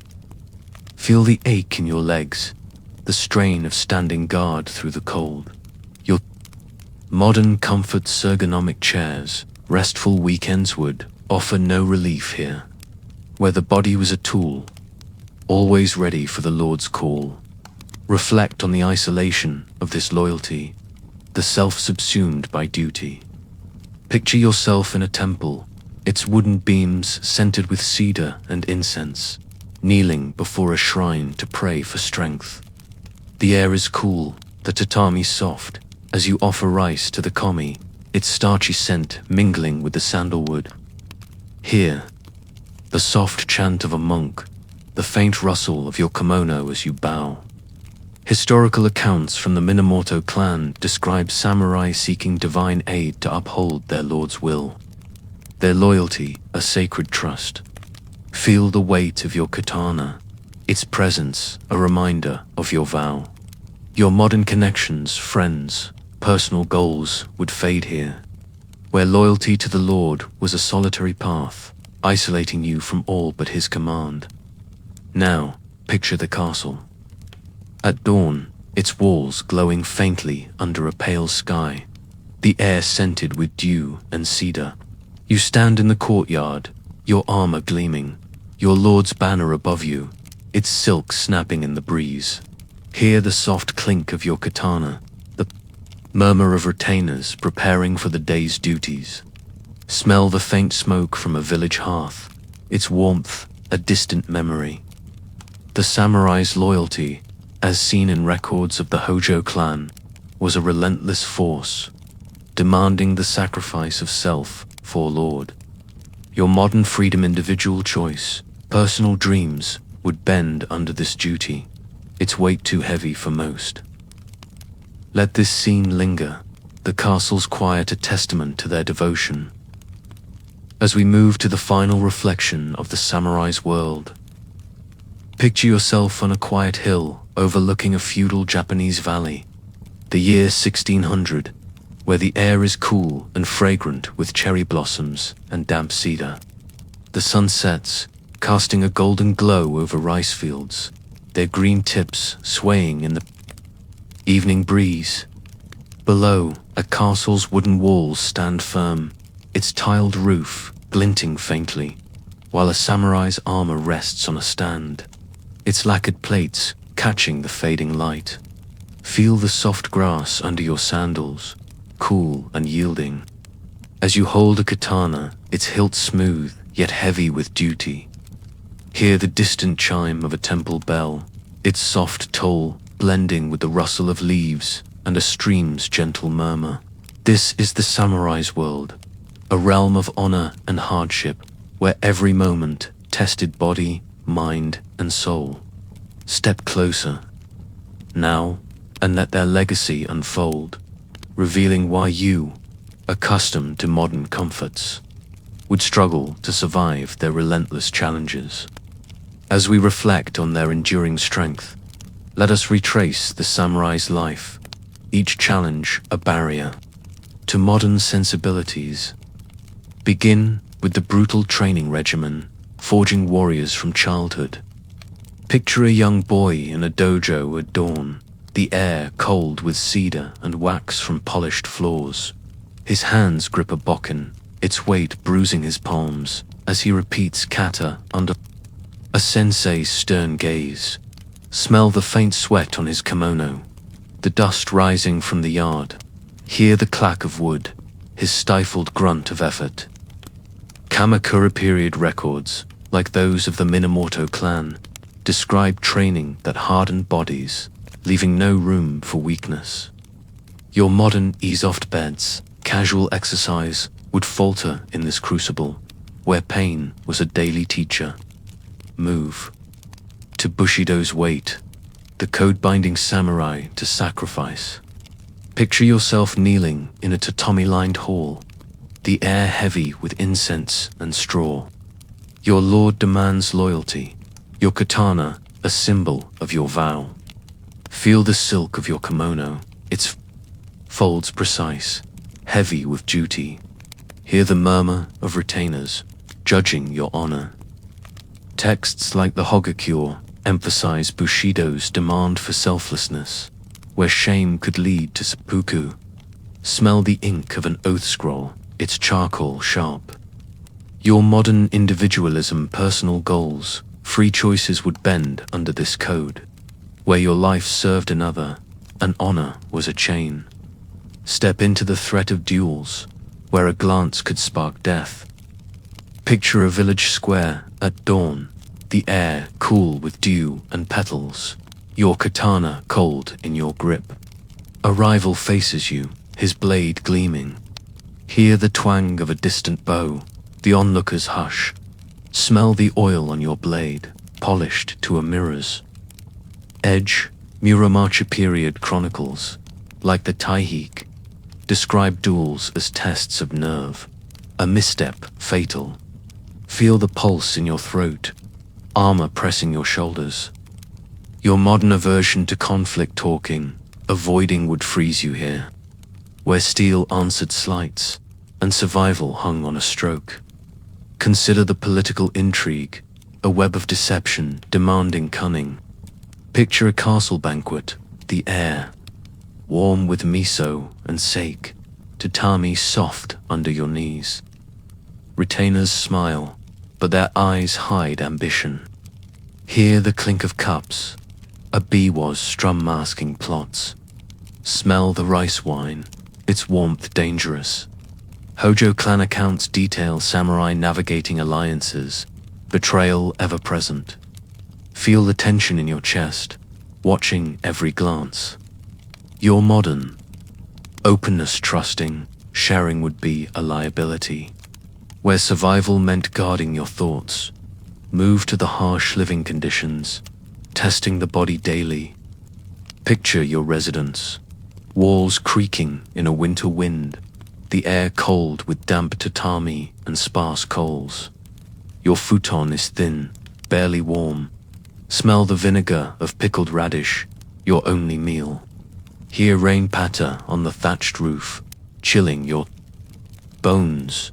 Archaeological finds from Himeji Castle show minimal comforts, diets of rice and fish. Feel the hunger in your stomach, the ache in your joints. Your modern luxuries, heated homes, abundant food would offer no solace where austerity was endured silently. Step into warfare's reality, where violence defined purpose. Picture a battlefield in fog, the air thick with blood and burning straw. Your armor chafes, plates clinking. Hear arrows twang, katanas clash, the wounded's cries. Smell the copper of blood, mud caking your sandals. Genpei War Chronicles describe battles as brutal dances, death in every swing. Feel the jolt of a parried strike, exhaustion in your arms. Your modern peace-safe streets, distant wars would leave you unprepared. Where survival demanded a body forged for violence. Reflect on social isolation, the hierarchy setting samurai apart. Picture yourself at a castle gate, the air cold. With frost and pine, your katana heavy. Peasants bow, eyes averted. Hear gravel crunch, their labors hum distant. Smell smoke from their hearths, a world you cannot join. Ashikaga shogunate texts show samurai isolated by rank, relationships secondary to duty. Feel the loneliness, scrutiny of peers. Your modern social freedoms, casual ties, equality would falter. Where hierarchy was a wall, consider the spiritual discipline, forging the mind. Picture a Zen temple, air scented with sandalwood and tatami, your knees aching as you meditate. Hear a bamboo fountain's clack, a monk's chant. Smell the lotus on the altar, symbolizing impermanence. Shininki texts describe Zen and Shinto, shaping samurai to face death fearlessly. Feel the strain of silencing thoughts. Your katana, a reminder of mortality. Your modern distractions, secular life, noise would struggle. Where clarity was won through silence, move to the duty to family and legacy, upholding the clan's name. Picture a family shrine, air cool with incense and cedar, ancestral tablets. Gleaming, smell sandalwood, hear your prayers chant. Taira clan records show samurai sacrificing for heirs and honor. Feel the pressure to secure their future. Your katana, their shield. Your modern independence choosing family size. Bend, where legacy demanded your life. Finally, reflect on loyalty to the Lord, an all-consuming vow. Picture a castle hall, air heavy with cedar and lamp oil. Your Lord's gaze commanding obedience. Hear his robes rustle, retainers, murmurs. Smell the ink of his orders.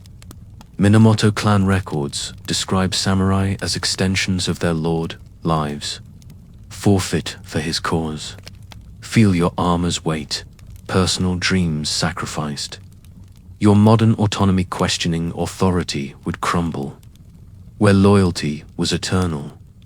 As you stand on this hill, the valley serene below, the castle silent, smell the cedar, cherry blossoms on the breeze.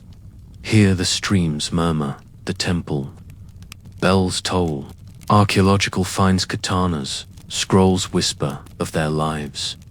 Their world, like falling blossoms, was beautiful yet fleeting, bound by duty. Your modern life comfortable, free would bend under these trials. Let this scene linger, the valley's calm, a testament to their strength, as we await feudal Japan's lasting echoes.